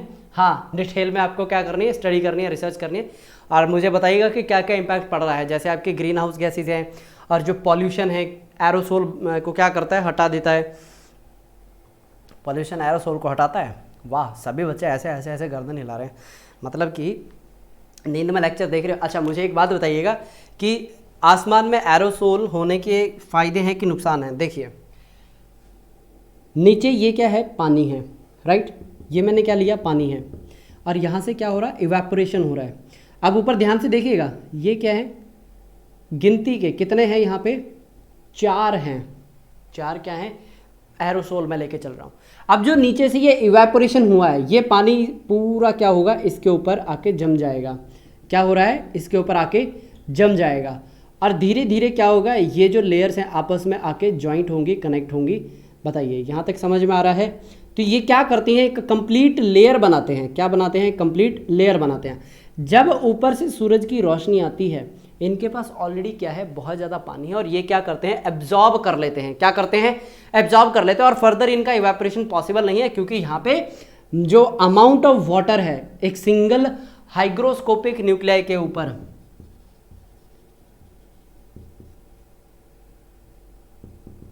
एक सिंगल हाइग्रोस्कोपिक न्यूक्लियाई के ऊपर अमाउंट क्या है, ज़्यादा है। ये तो है नॉर्मल कंडीशन। अब यहीं पे होगा क्या, यहाँ पे 1 2 3 4 5 6 7 8 9 10, बहुत ज़्यादा आगे। क्या, बिल्कुल सही आपने पहचाना, एरोसोल। अब इसके ऊपर क्या होगा, पानी इतना इतना जम रहा है। पहले के कंपैरिजन में और अब के कंपैरिजन में देखिए क्या हो रहा है, ऑटोमेटिक क्या हो रहा है भाई, डिवाइड हो रहा है ना, पानी क्या हो रहा है, डिवाइड हो रहा है। और अब होगा क्या, जब ऊपर से क्या आती है, सनलाइट आती है। जब ऊपर से आएगी सनलाइट, ये यहाँ से मैं इस तरीके से लेके चल रहा हूँ, ऊपर से आ रही है सनलाइट। जैसे ही सनलाइट आती है, ये क्या करते हैं, ये पूरी लेयर साफ हो जाती है। क्यों, ये अगेन इवेपोरेट हो जाते हैं। क्यों इवेपोरेट हो जाते हैं, क्योंकि बहुत ही कम टाइम में उस टेम्परेचर पे पहुंच जाते हैं, यानी कि 770 प्लस केल्विन की इनको एनर्जी मिल जाती है, और ये दोबारा से इवेपोरेट हो जाते हैं। और जिसकी वजह से क्या होता है, क्लाउड नहीं बनते, रेन नहीं होती, राइट। ये भी आप एक एग्जांपल सेट करके लिख सकते हैं। ग्लोबल वार्मिंग का मॉनसून के ऊपर कुछ इस तरीके से भी इम्पैक्ट होता है। बताइए यहाँ तक समझ में आ गया। अगर यहाँ तक समझ में आ गया तो बहुत बढ़िया। अभी हम क्या करते हैं, जेट स्ट्रीम वाला टॉपिक स्टार्ट करते हैं। जेट स्ट्रीम की स्पीड के साथ इस टॉपिक को फिनिश करेंगे, क्योंकि देखिए जो जेट स्ट्रीम है ना, यहाँ से फिर आपके जो एयर मास हैं और फ्रंट है, जिसको फ्रंटोजेनेसिस कहते हैं, फिर उसके बाद temperate cyclone, tropical cyclone, anti cyclone, cyclonic condition है, वो सारी जेट स्ट्रीम से जुड़ी हुई है। तो अगले 1 घंटे में ये सारी क्या करेंगे, हम बिल्कुल मस्त खत्म कर देंगे। तो जो अभी हमारा कौन सा रहेगा टॉपिक, जेट स्ट्रीम। इसके अंदर हम क्या देखेंगे, उसके कैरेक्टरिस्टिक्स क्या है, मतलब कि कौन सी एरिया को जो एयर होती है उसको हम क्या बोलेंगे, जेट स्ट्रीम। उसका ओरिजिन कैसे होता है, ये सारी चीज़ें हम देखने वाले हैं।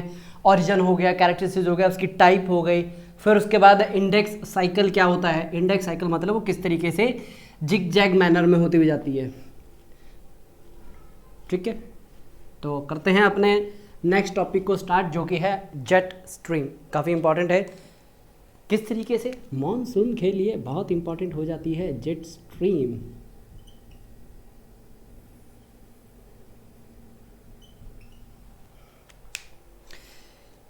सेम हमारा जो अभी कोर एजेंडा क्या रहेगा जेट स्ट्रीम के लिए, सबसे पहले हमें ये देखना है कि ये ओरिजिन कहाँ पे होती है, राइट। ओरिजिन देखने के बाद फिर हम इसके क्या देखेंगे, कैरेक्टरिस्टिक्स क्या होते हैं। कैरेक्टरिस्टिक्स देखने के बाद हम क्या देखेंगे, इसकी टाइप्स क्या हैं।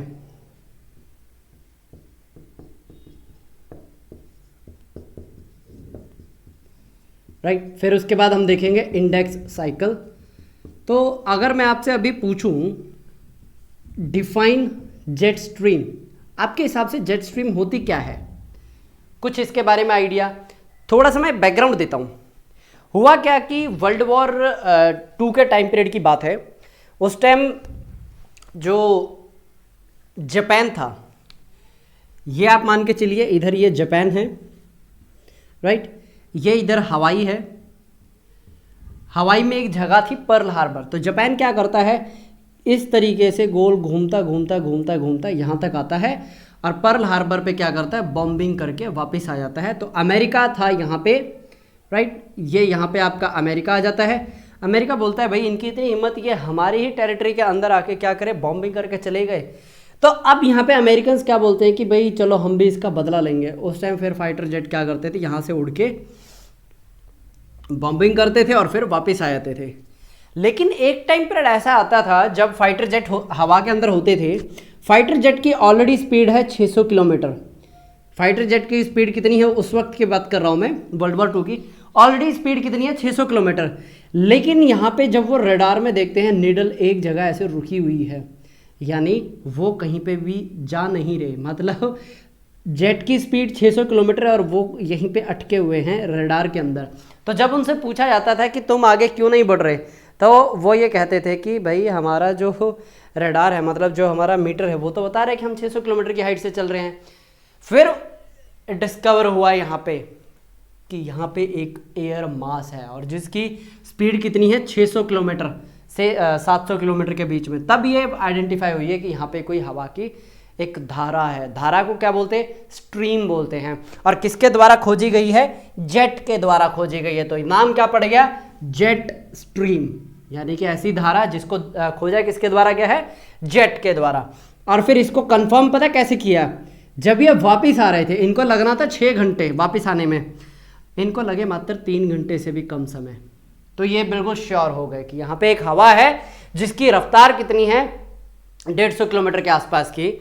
150 तो बहुत कम हो गया, मतलब कि हवा यहाँ पे कितनी है, 600 से 700 किलोमीटर की हवा है यहाँ पे जेट स्ट्रीम की। तो यहाँ पे जब बात आती है डेफिनेशन की, हम यही बोलते हैं ये है अपर एयर सर्कुलेशन, जो कि सरकमपोलर इन नेचर में है। सरकमपोलर का मतलब ये होता है, ये हो गई हमारी अर्थ, ये यहाँ से ऐसे ऐसे कंप्लीट, ये पूरा अर्थ का ऐसे चक्कर कंप्लीट करके लगाती है अर्थ के चक्कर। सरकम पोलर हो गया एक, तो सरकम पोलर, और एक होता है सरकम नेविगेशन। सरकम नेविगेशन का मतलब होता है एक पानी वाली जो जहाज है वो क्या करेगी, पूरे अर्थ का इस तरीके से गोल चक्कर लगा के आएगी, वो होता है सरकम नेविगेशन। और ये है सरकम पोलर इन नेचर, नाम से भी समझ में आ रहा है, ये आपको पोल के पास प्रोमिनेंट देखने को मिलती है। पोल मतलब जहाँ पे ठंडी हवाएं होती हैं और इनकी जो मूवमेंट होती है जर्नली वेस्ट से ईस्ट की तरफ इनकी क्या होती है, जो हवा फ्लो करती है ना, वो मूव करती है। यहाँ तक समझ में आ गया। और अगर आप बात करें, ये ज़्यादा बड़ी नहीं होती है, ये नैरो बेल्ट होती हैं, नैरो बेल्ट होती है। और कैसा पाथ ये फॉलो करती है, ये मिएंडरिंग वाला पाथ फॉलो करती हैं। नदी याद आई ना किस तरीके से ऐसे ऐसे ऐसे ऐसे नदी क्या करती है, मेंडर होती हुई चलती है।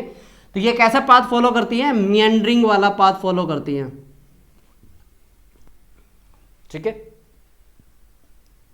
ओके, बना लीजिए। दूसरा, अगर आप यहाँ पे और थोड़ी डिटेल में जाके पढ़ेंगे तो यहाँ पे एक जगह आपको ये भी लिखा हुआ मिलेगा कि जो जेट स्ट्रीम है वो जियोस्ट्रॉफिक विंड है अपर एयर, जो अपर ट्रोपोस्फेयर है उसके अंदर। जियोस्ट्रॉफिक विंड कौन सी होती है, जहां पे फ्रिक्शनल फोर्स क्या हो, 0 हो। याद आया, हमने करा था, एक डायग्राम बनाया था जियोस्ट्रॉफिक विंड का। और यहाँ पे थ्रेवार्था के अकॉर्डिंग हम देखें, थ्रेवार्था ने क्या बोला, जेट स्ट्रीम क्या होती है, नैरो बैंड होती हैं और स्ट्रॉन्गर विंड होती हैं। और कहाँ से ओरिजिनेट हो रही है, वेस्ट से। तो किस तरीके की है, westerly in circulation, westerly in circulation. और इसके अंदर पता क्या बताया गया कि जो ये क्या मान के चलिए, पानी का पाइप है, ये इस तरीके से पानी का पाइप है। हमेशा गौर करना, जो पानी के पाइप में जो बीच वाला पानी होता है ना, उसकी स्पीड बहुत ज़्यादा होती है। क्यों? साइड में जो पानी है ना, यहाँ पे ऐसे टकराता हुआ आ रहा है, यानी कि फ्रिक्शन है यहाँ पे। लेकिन जो सेंट्रल लेयर होती है उसमें फ्रिक्शन नहीं होता, तो स्पीड ज़्यादा होती है। यही केस हमने क्या देखा था, ये हमने इस तरीके से एक स्ट्रक्चर बनाई थी ना, ये एक लैटरल मोरेन था, इस तरीके से जीप जैसी शेप बनी थी। क्यों बनी थी? यहाँ पे फ्रिक्शन हो रहा है, इधर फ्रिक्शन हो रहा था, लेकिन सेंटर में कोई फ्रिक्शन नहीं है। तो यहाँ पे जेट स्ट्रीम में ये बोला गया है कि जो आउटर लेयर होगी ना जेट स्ट्रीम की, वो तो स्लो होती है, लेकिन जो इंटरनल जो लेयर होती है वो क्या होती है, बहुत ही ज़्यादा फास्ट होती है। ये आप याद रखिएगा। इसकी अगर आप थिकनेस की बात करें, दो या उससे ज़्यादा किलोमीटर इसकी क्या होती है, थिकनेस होती है। और लेंथ की अगर आप बात करें, ये थाउजेंड्स ऑफ किलोमीटर की लेंथ में हो सकती हैं। अब बात करते हैं ये ओरिजिन, ये बोलते हैं कि इसका स्टार्ट कहाँ होता है। ये ओरिजिन होती है नॉर्थ साउथ प्रेशर ग्रेडियंट की वजह से। नॉर्थ साउथ प्रेशर ग्रेडियंट की मतलब क्या है, यहाँ से क्या होती है, ठंडी हवा आने की कोशिश करती है, और यहाँ से गर्म हवा क्या करती है, कोल्ड एयर के टेरिटरी में जाने की कोशिश करती है। और इसकी वजह से क्या होता है, एक हवा का एक एयर मास ना बीच में फंस के रह जाता है, और फिर इधर क्या होता है, अर्थ गोल गोल घूम भी रही है, और जिसकी वजह से क्या होता है कि यहाँ पे फ्रिक्शन तो है नहीं, फ्रिक्शन नहीं है, तो ये हो गया आपका प्रेशर ग्रेडियंट, और ये हो गया आपका कोरियोलिस फोर्स। तो जिसको बैलेंस करने के लिए हवा बिल्कुल ऐसे स्ट्रेट मोड में क्या करती है, ट्रैवल करना स्टार्ट करती है। क्योंकि हमने देखा है यहाँ पे क्या है, वार्म एयर, तो ये अट्रैक्ट होगी कोल्ड के पास, कोल्ड के पास पहुँचते ही तो कोल्ड, जैसे ही एरिया कोल्ड आएगा वो डोमिनेट हो जाएगा, फिर ये रिफ्लेक्ट। आपने ये देखा है चुंबक, जो आपके अभी जापान ने क्या बनाई है, ट्रेन बनाई है, उसने क्या किया है, इस तरीके से ट्रैक बनाया है, इधर नॉर्थ पोल, इधर south pole, north south north, इस तरीके से करके लेके चलते हैं। जैसे ही ट्रेन जाती है ना, लाइट की स्पीड से उनके पोल को चेंज कर देते हैं, जिसकी वजह से ट्रेन को एकदम बूस्ट मिलता है आगे। एग्जैक्ट यही जो जेट स्ट्रीम यहाँ पे होती है उसके साथ भी ऐसा ही होता है। कोल्ड और वार्म के बीच में जो डिफरेंस होता है ना प्रेशर का, वो इसको स्पीड प्रोवाइड करती है। ओरिजिन समझ में आ गया, ओरिजिन कैसे हुई है। यहाँ पे ओरिजिन के लिए आप अगर चाहें तो जो प्रेशर डिफरेंस वाला एरिया जो पॉइंट है ना, वो लिख सकते हैं। किस तरीके से आपको लिखना है, in upper air atmosphere the pressure difference between column of cold and warm air is more. ठीक है, इसके बाद फिर आप लिख सकते हैं the column of cold air has a relatively low pressure. Cold में तो कैसा होता है, लो प्रेशर, और जो वार्म होगा वो, ये मैं लेके चल रहा हूं कोल्ड, ठीक है, ये अपर वाला मैंने क्या ले लिया, वार्म, लोअर वाला क्या ले लिया, कोल्ड ले लिया। तो कोल्ड में क्या लेके चल रहे हैं हम, लो प्रेशर, और इसमें क्या लेके चल रहे हैं, हाई प्रेशर, इस तरीके से। ठीक है, तो यहां से फिर आपको क्या ओरिजिनेट होती हुई दिखती है, प्रेशर डिफरेंस की वजह से। हवा क्या होती है, हमेशा प्रेशर डिफरेंस को ही फॉलो करती है। पानी क्या होगा, ऊपर से नीचे आता है, इसी तरीके से हवा क्या करती है, मूव करती है हाई टू लो, और यही क्या होती है रीजन जेट स्ट्रीम के बनने का। अब ये जो जेट स्ट्रीम बन चुकी है, इसकी वजह से देखिए क्या क्या चीजें आपको देखने को मिलेगी। अगर इसकी कैरेक्टरिस्टिक्स की बात करें, ये सर्कुलेशन होता है 9 से 12 किलोमीटर के ऊपर, ये सर्कुलेशन होता है 9 से 12 किलोमीटर की हाइट पे, राइट, पहला पॉइंट। और उसके बाद ये कैसा होता है, सरकम पोलर इन नेचर, किसकी वजह से, ड्यू टू कोरियोलिस इफेक्ट। ये जरूर लिखना, अगर आपने ये लिखा है सरकम पोलर इन नेचर, आधा नंबर मिलेगा, पूरा ये लिख देंगे ड्यू टू, यानी कि उसका कारण भी लिख देंगे, पोलर इफेक्ट, कोरियोलिस इफेक्ट की वजह से, लाइन बिल्कुल प्रॉपर हो जाएगी।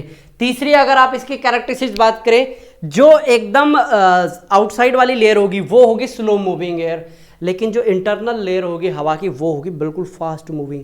किस लिए, क्योंकि जो बाहर वाली लेयर है वो क्या कर रही है, फ्रिक्शन को, जो फ्रिक्शन है ना वैसा काम कर रही हैं। जो स्टैग्नेंट एयर है, स्टैग्नेंट एयर क्या करेगी, उसको रोकने की कोशिश करेगी, राइट। और अगर आप इस तरीके से चाहें तो ये बना के भी दिखा सकते हैं, ये जगह बिल्कुल परफेक्ट है।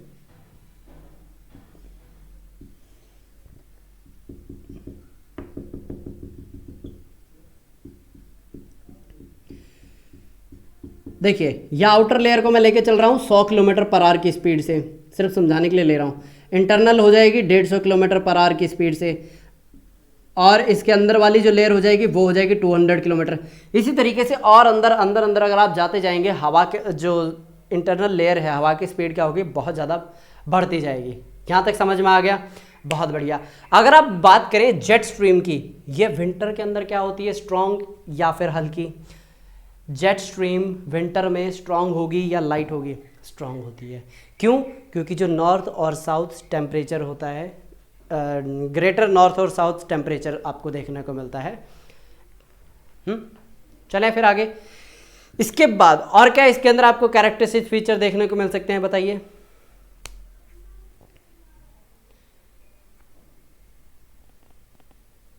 चलिए फिलहाल तो इतने ही मेरे को ध्यान आ रहे हैं इसके कैरेक्टरिस्टिक फीचर। और अगर आप यहाँ पे बात करें, जो यहाँ पे टाइप किसकी, जेट स्ट्रीम की, ये हम ऑलरेडी कर चुके हैं। तो हम क्या करेंगे, जो अर्थ का यहाँ पे हम सर्कुलर मोड लेते हैं, तो सर्कुलर ना बना के पूरा हम क्या करेंगे, क्वार्टर का भी आधा करेंगे। समझ में आ गया? ठीक है, किस तरीके से एक जो कंप्लीट सर्कल होता है ना, कंप्लीट सर्कल ना लेके हम सिर्फ इतने से एरिया को ही क्या करेंगे, डेवलप करेंगे। और इसके अंदर हम क्या देखेंगे कि कहाँ पे कौन सी हवाएं चलती हैं, 1 2, राइट। ये है आपका 0 डिग्री, कौन सा है, 0 डिग्री। और ये आ जाता है आपका 30 डिग्री, ये 5 डिग्री वाला लेके चल रहा हूँ मैं। ये आ गया 60 डिग्री, नॉर्थ है ये, साउथ नहीं लेके चल रही, क्योंकि हमें सिर्फ टाइप दिखाना है, आधे से भी हमारा क्या हो जाएगा, काम कंप्लीट हो जाएगा। ये क्या है, इस डायरेक्शन में मूव कर रही हैं।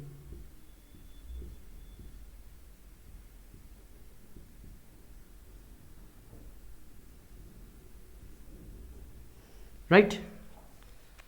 अब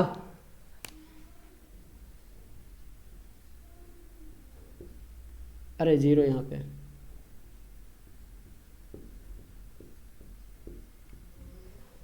क्लियर? ओके।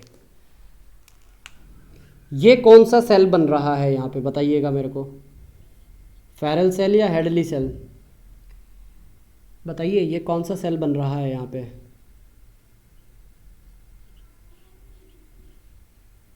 ये है आपका फेरल सेल, FC लिख रहा हूँ यहाँ पे शॉर्ट फॉर्म में।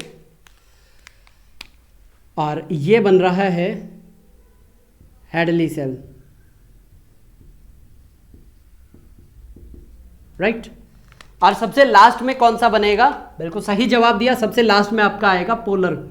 ये अलग अलग टाइप हैं किसकी, जेट स्ट्रीम की, राइट।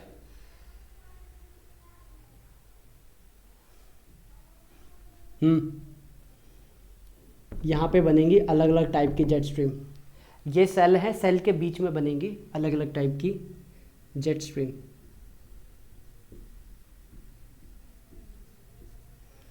ओके, ये कौन सा है फिर, पोलर सेल। अब देखिए यहाँ पे जब भी दो अलग अलग कैरेक्टर की हवाएं आती हैं तो उसके लिए हम कैसा शो करते हैं, ये एक फ्रंट बनाते हैं। ये क्या बन गया, फ्रंट बन गया। और इधर जो हवा है इस तरीके से आप क्या कीजिए, उसको पूरा मार्क कर दीजिए। ये कौन सी हवा है, ये पोलर फ्रंट जेट है। क्या नाम है इसका, पोलर फ्रंट जेट। और यहाँ पे जो जेट स्ट्रीम बन रही है, मैंने क्या बोला था, जहाँ पे प्रेशर डिफरेंस बनता है जेट स्ट्रीम वहीं पे आपको डेवलप होती हुई दिखाई देगी। तो अब ये कौन सी बन रही है, सब ट्रॉपिकल वेस्टर्ली जेट, सब ट्रॉपिकल वेस्टर्ली जेट। इसके बाद जो ऊपर वाला मैंने क्या बताया था, polar front, polar front jet, बहुत बढ़िया। इसके बाद बताइए मिड लैटिट्यूड जेट, इसका दूसरा नाम भी है।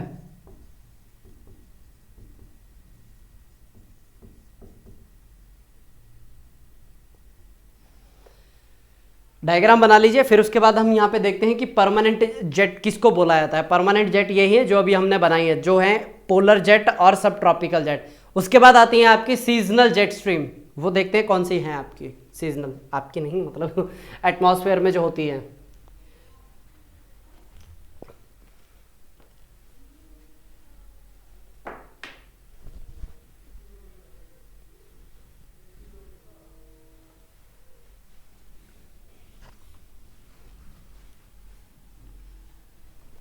ओके, तो सीजनल कौन सी होंगी बताइए। सबसे पहला है आपका ट्रॉपिकल ईस्टर्ली जेट, ये सीजनल लिख रहा हूं मैं।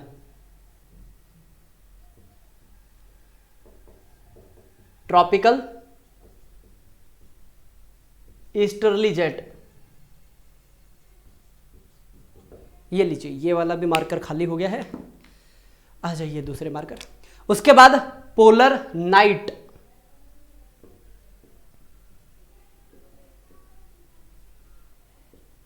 Polar night jet stream. फिर इसके बाद आई थी सोमाली जेट, ये हम मॉनसून में कंप्लीट कर चुके हैं। पोलर क्या था, polar night jet stream, JS लिख देता हूँ शॉर्ट फॉर्म में। फिर उसके बाद है सोमाली जेट, ये हम ऑलरेडी कर चुके हैं।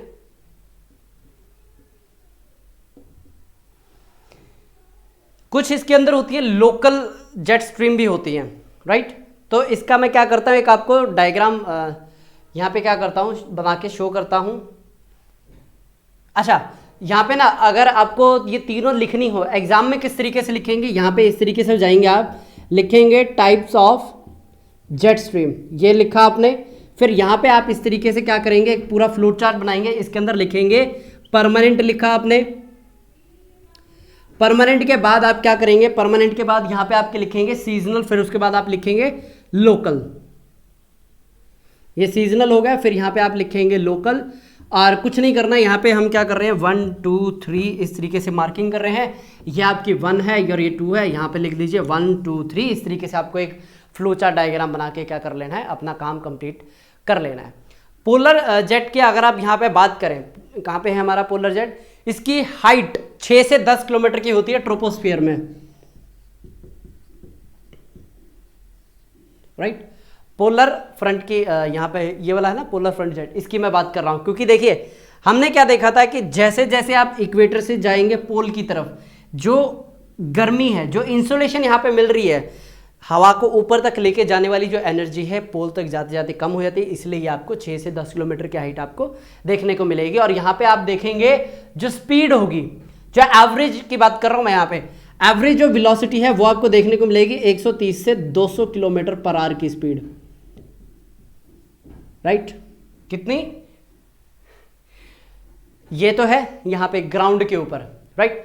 और ये कहां तक बढ़ सकती है, ये मैक्सिमम इंक्रीज हो सकती है 450 किलोमीटर पर आवर की स्पीड तक ये बढ़ सकती है। कितने तक, 450 किलोमीटर की जो स्पीड है वहां तक ये बढ़ सकती है।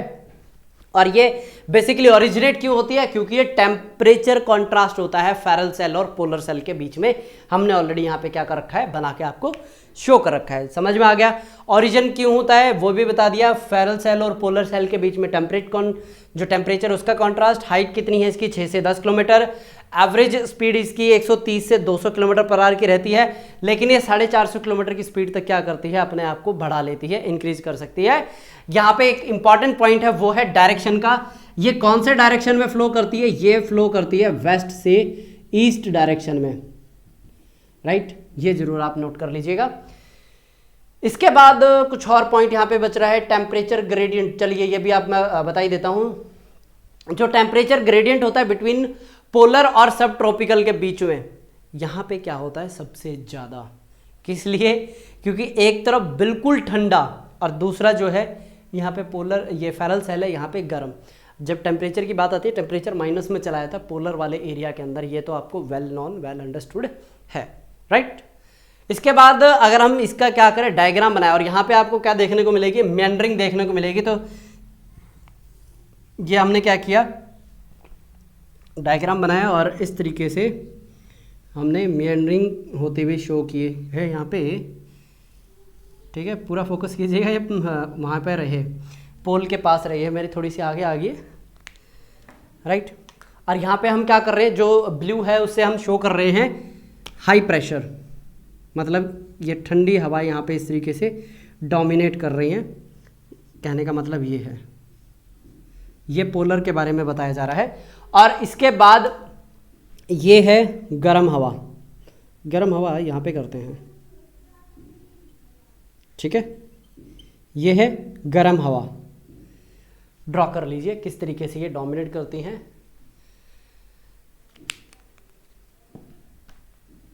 हाई प्रेशर है यहाँ पे, अच्छा मैंने लिखा नहीं, बताया था वैसे मैंने,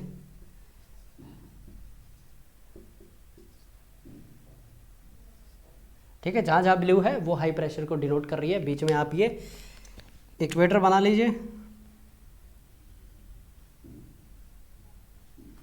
ये बन गया है इक्वेटर। इसके सिग्निफिकेंस ये है, जो वेदर और क्लाइमेट है मिडल और हायर लैटिट्यूड को पूरा इन्फ्लुएंस करता है। और दूसरा यहाँ पे जो टेम्परेट साइक्लोन है, किसमें, कॉन्टिनेंटल जो पार्ट है कॉन्टिनेंट के इंटीरियर तक लेके जाता है। और दूसरा यहाँ पे बारिश, प्रेसिपिटेशन उसके लिए रिस्पॉन्सिबल है। और किस तरीके का बायोम यहाँ पे देखने को मिलता है आपको, टुंड्रा या टाइगा बायोम देखने को मिलता है। तो हम इसी की बात कर रहे हैं पोलर की।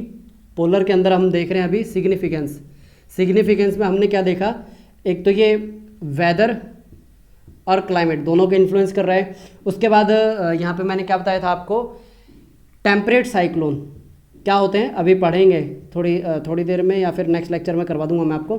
टेम्परेट साइक्लोन को ये इंटीरियर तक लेके जाने में क्या करता है, मदद करता है। ये जो एरिया है ये आपका टेम्परेट साइक्लोन की फॉर्मेशन के लिए बिल्कुल मस्त है, बिल्कुल परफेक्ट है। बताएंगे कैसे बनता है। हो गया, इंटीरियर तक पहुँच गया। और यहाँ पे जो बारिश होती है उसकी वजह से कौन सा बायोम यहाँ पे बनता हुआ दिखेगा आपको, टाइगा बायोम। That's it. कुछ और अगर आप लिखना चाहें ये लिख सकते हैं, जो टाइगा बायोम होता है लार्जेस्ट फॉरेस्ट है वर्ल्ड के अंदर, हायर लैटिट्यूड के अंदर। यहाँ पे जो प्रेसिपिटेशन होती है मिलती है इनको किसकी वजह से, पोलर जेट की वजह से। लिख लीजिए, कहाँ पे लिखा है मैंने, कहीं पे टाइगा बायोम, ये लार्जेस्ट फॉरेस्ट है।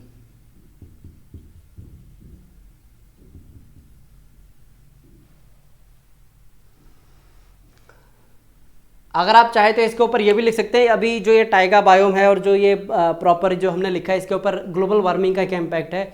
ग्लोबल वार्मिंग का इम्पैक्ट ये है, जो पोलर जेट है अब और ज़्यादा स्ट्रांग हो चुकी है, और जिसकी वजह से पोलर वॉर्टेक्स जैसे इवेंट देखने को मिलते हैं। यानी ये जो एरिया है ये और नीचे तक आने लग गया है।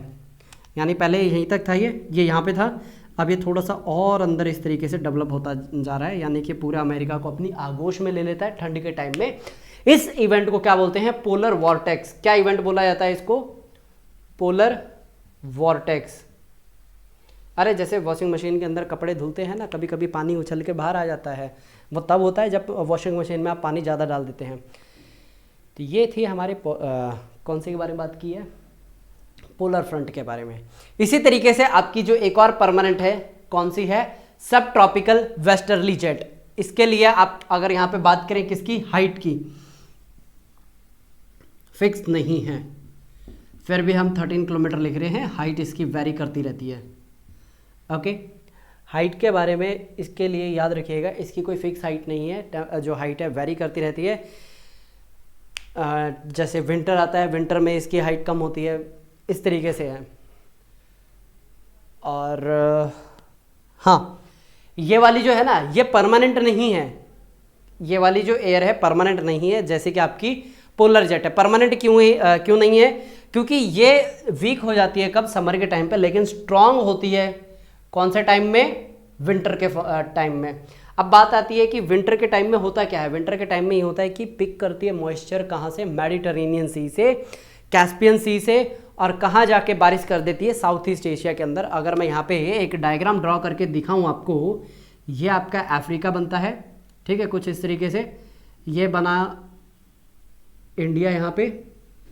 ओके, बस इतना ही हमें ड्रॉ करना है।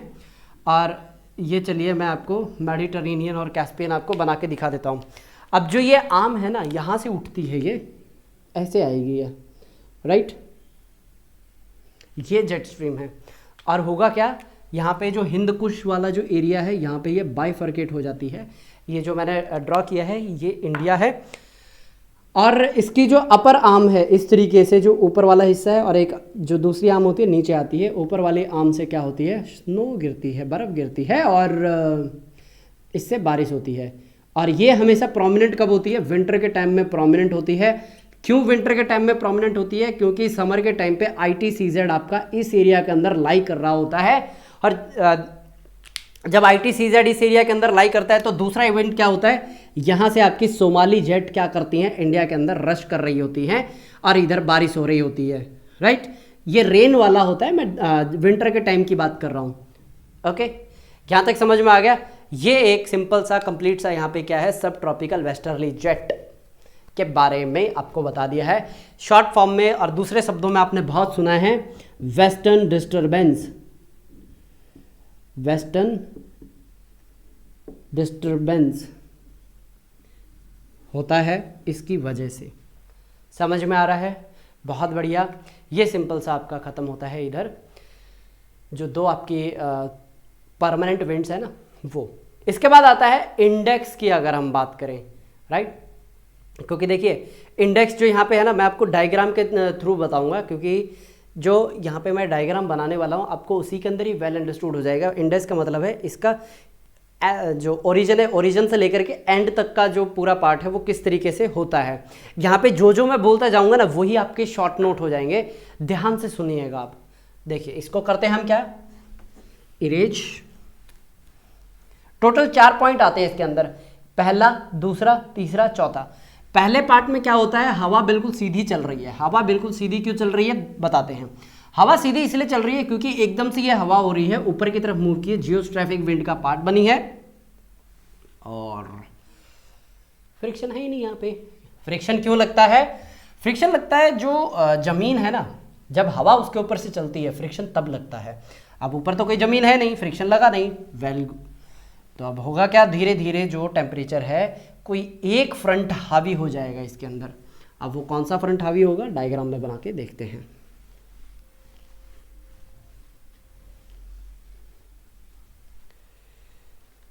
देखिए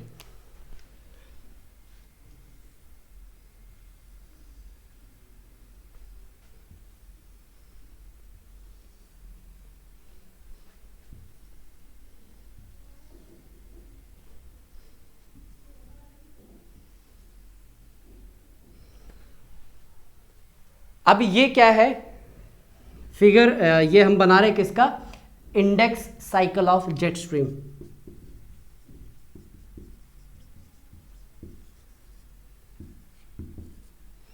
वन, 2, 3, 4। पहले में हमने क्या बात की है, हवा बिल्कुल बहुत शरीफ सी है, सीधे रास्ते चल रही है, कोई इसको टेंशन वाली बात नहीं है, अड़ोसी पड़ोसी को भी कोई टेंशन नहीं है। लेकिन वही बात है, बात हजम नहीं हुई। ये बच्चा आज के ज़माने में, मोबाइल के ज़माने में, इंटरनेट के ज़माने में इतना शरीफ कैसे? ये पड़ोसी है, इनके पेट में गुदगुदी हो रही है। अब कैसी गुदगुदी? ये सीधा चल कैसे रहा है, ये सीधा चल कैसे रहा है। अच्छा जी, इनको लग गई अभी खुलबली कि भाई ये सीधा क्यों चल रहा है। तो चलिए, अब यहाँ पे जो बच्चा है पहली बार दुनिया में बाहर निकला था, अब ये क्या कर रहा है, इन्फ्लुएंस में आने लग रहा है, पड़ोसियों के इन्फ्लुएंस में। तो चलिए, पहली बार ये क्या आने लगा है, इन्फ्लुएंस में आने लगा है।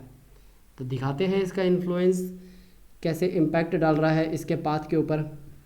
पहले शरीफ सा बच्चा था, अगर स्कूल की छुट्टी होती है 2 बजे तो पता है 2:15 बजे तक बच्चा घर आ जाएगा। लेकिन अभी क्या है, कभी 2:30 बजे आ रहा है, कभी 3 बजे घर पे आ रहा है, तो पता ही नहीं चलता बच्चा कहाँ पे है। क्यों हो रहा है ऐसा? क्योंकि यहाँ पे जो पड़ोसी हैं, यानी कि जो कोल्ड एयर है वो क्या हो रही है, डोमिनेट हो रही है। एक चीज़ का याद रखिएगा, जो हिस्सा नीचे जा रहा है, अब देखिए यहाँ पे मैंने बड़ी लाइन इसलिए बनाई है ताकि आप समझ पाएँ, डोमिनेट हो रही है यहाँ पे, राइट। ये छोटी लाइन बनाई है, यहाँ पे दूसरा जो फ्रंट है वो हावी हो रहा है। अब ये दूसरा फ्रंट कौन सा है, समझ में आ गया? आ गया बच्चा भाई पड़ोसियों के इन्फ्लुएंस में। माँ बाप बेचारे परेशान कि अब इसका क्या किया जाए, इसको सीधा करते हैं, इसको सुधारते हैं। लेकिन कोई समझदार ये बोलता है कि भाई जाने दो, जाने दो मतलब जितना बिगड़ता है बिगड़ने दो। माँ बाप क्या करे, टेंशन तो हो जाती है। अब ये बच्चा फुल एकदम क्या हो रहा है, अपने रास्ते से भटक चुका है। क्या हो चुका है, बच्चा अपने रास्ते से भटक चुका है। कुछ इस तरीके से आपको अब ये देखने को मिलेगा। हम ये बात कर रहे हैं इंडेक्सिंग की। किसी बच्चे के ऊपर अगर ये बात सूट बैठती हो, फिट बैठती हो, वो कृपया करके हमसे नाराज़ ना होइएगा। तो यहाँ पे क्या देखा जा रहा है, यहाँ पे ये देखा जा रहा है कि जैसे ही आप पड़ोसियों की बात सुनते हैं तो आप जो आपका पाथ होता है, रास्ता होता है, उससे आप भटक जाते हैं। ऐसा हमें जेट स्ट्रीम ने बताया है, ऐसा उनसे हमें सीखने को मिलता है। तो यहाँ पे हमने क्या देखा कि जो पड़ोसी हैं अब वो अपनी विचारधारा लेके बहुत प्रबल हो चुके हैं, ये हमारे घर के अंदर घुसे जा रहे हैं। अब बेचारा क्या करे ये बच्चा, लेकिन किसी समझदार ने बोला था हर चीज़ का एक टाइम होता है। अब ये पड़ोसी जितना अंदर तक आ सकते थे ना, उतनी अंदर तक आ गए, यानी यहाँ पे कोल्ड फ्रंट और जो वार्म फ्रंट था जितना मियंडर करवा सकते थे दैट्स इट करवा चुके हैं। इसके बाद पता क्या होगा, ये वाला जो पोर्शन है ये आपस में जुड़ जाएगा, ये वाला पोर्शन आपस में जुड़ जाएगा और ये वाला पोर्शन आपस में जुड़ जाएगा इस तरीके से। ठीक है, ये मैं आगे के स्टेप बता रहा हूँ। हालांकि ये इरेज हो गया मेरे हाथ से, आपको बिल्कुल परफेक्टली ऐसे बनाना है। ये तीसरा पॉइंट है। सबसे पहले क्या देखा, बच्चा बहुत शरीफ था, फिर ये पड़ोसियों के इन्फ्लुएंस में आया, फिर पड़ोसी ने तो हद ही कर दी, घर तक आ गए उसके साथ। फिर यहाँ पे क्या हुआ, बच्चे ने अपने आप को दोबारा संभाला और ये फिर दोबारा किसी बड़े बुजुर्ग ने बोला था कि बच्चे को जाने दो, बिल्कुल सिंपल सा सीधा सा। अब देखिए बच्चा ये पहले जैसे सीधे रास्ते पे नहीं रहा, लेकिन इतना भी बिगड़ा नहीं है ये, मतलब कि जैसा बिल्कुल सीधे ये रास्ते पे चलता था उस जैसा तो नहीं है, लेकिन थोड़ी सी इसकी जो चाल ढाल है उसके अंदर क्या आ रही है, बेंडिंग आ चुकी है। तो ये क्या बन चुका है, हमारा इंडेक्सिंग बना के बनता हुआ दिख रहा है। और दूसरा यहाँ पे बेचारे पड़ोसी क्या हो गए, ये जा रहे हैं पड़ोसी, देख रहे हैं, वो खुद अपने रास्ते से भटक चुके हैं। तो कभी भी किसकी बात में नहीं आना, पड़ोसियों के। ये क्या है, ये पड़ोसियों के बर्तन हैं, बेचारे अब कुछ और कर नहीं सकते, बर्तन लेके बैठे हैं, समझ गए आप।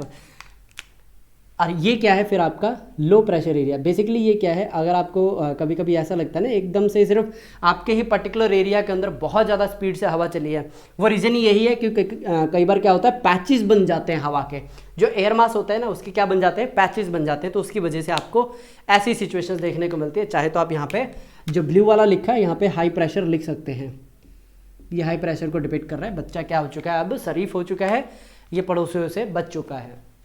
ये क्या है, हमारी एक कंप्लीट साइकिल है जेट स्ट्रीम का। और दूसरा यहाँ पे मैं एक और पॉइंट बता दूँ, जेट स्ट्रीम को रॉसबी वेव भी बोला जाता है, क्योंकि सर रॉसबी ने इनको क्या किया था, डेप्थ में जाके पढ़ाई की थी, ये नहीं बोलना डिस्कवर किया था, राइट।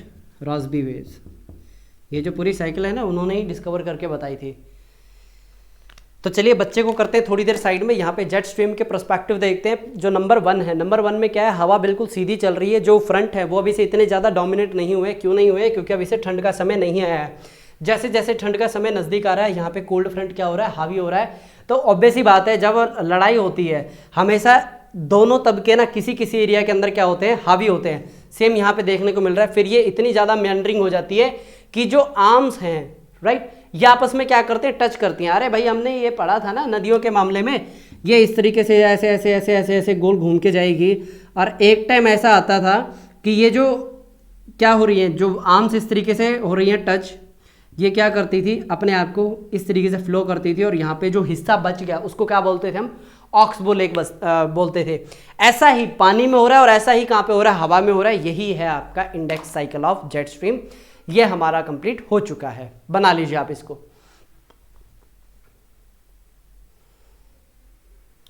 यहां पे आप लिख सकते हैं initiation of Rossby wave, okay.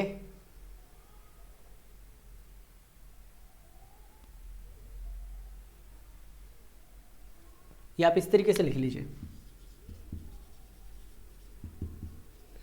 Stage 2, stage 2 किस चीज का है, इनिशिएशन, या फिर आप इनिशियल बोल सकते हैं। अच्छा लिख ही रखा मैंने, रॉसबी वेव।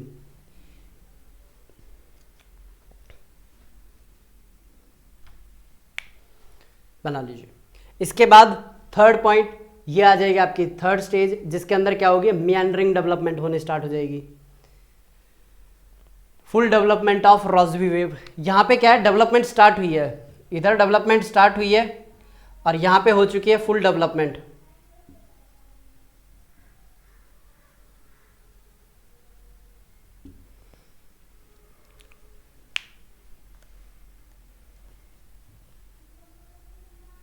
डन, यहां तक कर लिया आपने। और उसके बाद क्या होगा, ये रॉसबी वेव यहाँ पे स्टेज 4 में आते हुए क्या हो जाएगी, बिल्कुल अलग अलग पैचेस बन जाएंगे, लो प्रेशर का और हाई प्रेशर का। तो यहाँ पे हमारा जो मेन एजेंडा था, जो टॉपिक था, वो होता है कंप्लीट। यहाँ पे अगर कोई पॉइंट अगर समझ में नहीं आया हो तो आप क्या कीजिएगा, पूछ सकते हैं। तो यहाँ पे जेट स्ट्रीम किससे रिलेटेड देख लेता हूँ, कुछ और पॉइंट रह तो नहीं गया, क्योंकि हमने काफ़ी लेंथ एंड ब्रेथ में इस टॉपिक को क्या है कवर किया है। एक बार मैं देख लेता हूँ। राइट, अगर हाँ एक पॉइंट ये रहेगा जेट स्ट्रीम और जो सरफेस वेदर है उसका क्या यहाँ पे असर पड़ता है। तो यहाँ पे देखिए जेट स्ट्रीम क्या करती है,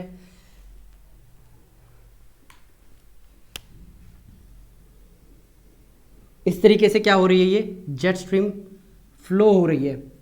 राइट, जब ये वाली मान के चलिए ये चुनु मुन्नू यहाँ पे क्या कर रहा है, इंजॉय कर रहा है, पार्टी कर रहा है, मस्त यहाँ पे मजे ले रहा है। फिर इधर होता क्या है, इसको ना कहीं अपना सिर भारी भारी सा फील होना स्टार्ट होता है। वो इसलिए क्योंकि यहाँ पे क्या हो रहा है, हवाएं नीचे की तरफ आ रही हैं। जब हवा नीचे की तरफ आती है तो यहाँ पे क्या डेवलप हो जाता है, हाई प्रेशर डेवलप हो जाता है। और दूसरा यहाँ पे क्या होता है, और दूसरी बात है ना, यहाँ पे पसीने बहुत आते हैं। जब हवा नीचे की तरफ आती है ना, पसीने बहुत आते हैं। और जब हवा इस तरीके से ऊपर जाती है ना, आपको एकदम चिल्ड महसूस होता है। हवा जब आपके पास से ऊपर जाती है, यानी कि जब लो प्रेशर डेवलप होता है इधर से, जब हवा ऊपर जाती है, पसीने जो आते हैं सूख जाते हैं। ठीक है, तो ये आपको सरफेस के ऊपर इसके क्या देखने को मिलते हैं, इम्पैक्ट देखने को मिलते हैं। तो देखिए हमने आज का जो लेक्चर का जो टारगेट रखा था, हम कब तक कंप्लीट कर लेंगे, उससे हमने बहुत ही पहले यहाँ पे कंप्लीट कर लिया है। राइट, कोई सवाल, कोई डाउट, कोई प्रश्न नहीं है? बहुत बढ़िया। तो मिलते हैं आपसे नेक्स्ट लेक्चर के अंदर। पढ़ते रहिए, बढ़ते रहिए। कौन सा, ये वाला पूरा प्रॉपर दिख नहीं रहा, अरे कोई बात नहीं। और फिर आप एक काम कीजिए, इसको ना प्रॉपरली आप डेवलप कर ही लीजिए।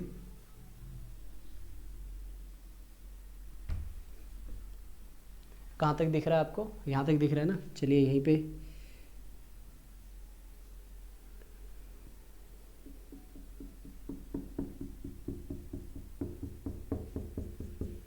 ये मैं आपको बनवा के दे रहा हूँ। ये वाला जो डायग्राम है किसके अंदर बनवा के दे रहा हूँ, ये बन रहा है जेट स्ट्रीम और सरफेस वेदर के अंदर। ठीक है, कि ज़मीन के ऊपर जो मतलब ग्राउंड के ऊपर जब हम क्या करते हैं, खेलते हैं, बैट बॉल खेलते हैं, तो उस वक्त कैसा कभी हमें फील होता है ना कि भाई बहुत ज़्यादा स्वेटिंग हो रही है, आज तो इतना भागा भी नहीं। वो उसके पीछे का रीज़न क्या होता है आज आपको समझ में आ जाएगा। तो क्या करते हैं, इसको थोड़ा सा बढ़िया बनाते हैं। काले मार्कर जी प्रकट हुई।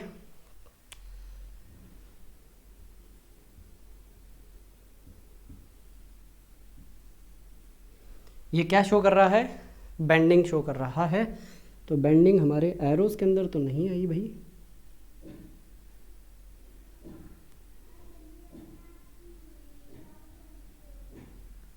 डन। नीचे बस क्या करेंगे, नीचे चुन्नू उन्नू बनाए थे, ग्राउंड पे क्या कर रहे हैं, अपर एयर सर्कुलेशन होता हुआ दिखाई दे रहा है।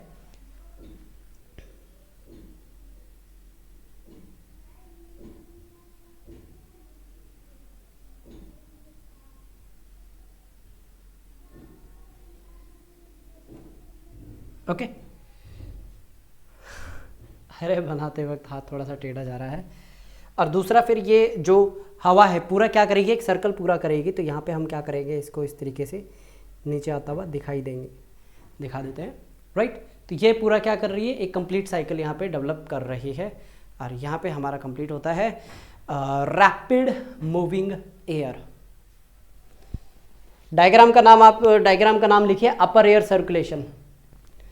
डायग्राम आता है आपका ये अपर एयर सर्कुलेशन।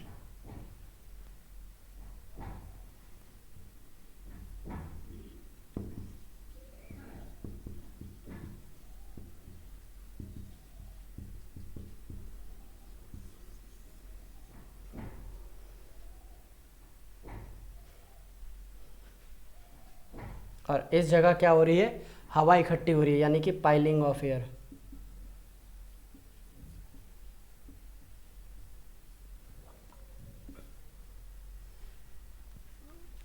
बना लीजिए।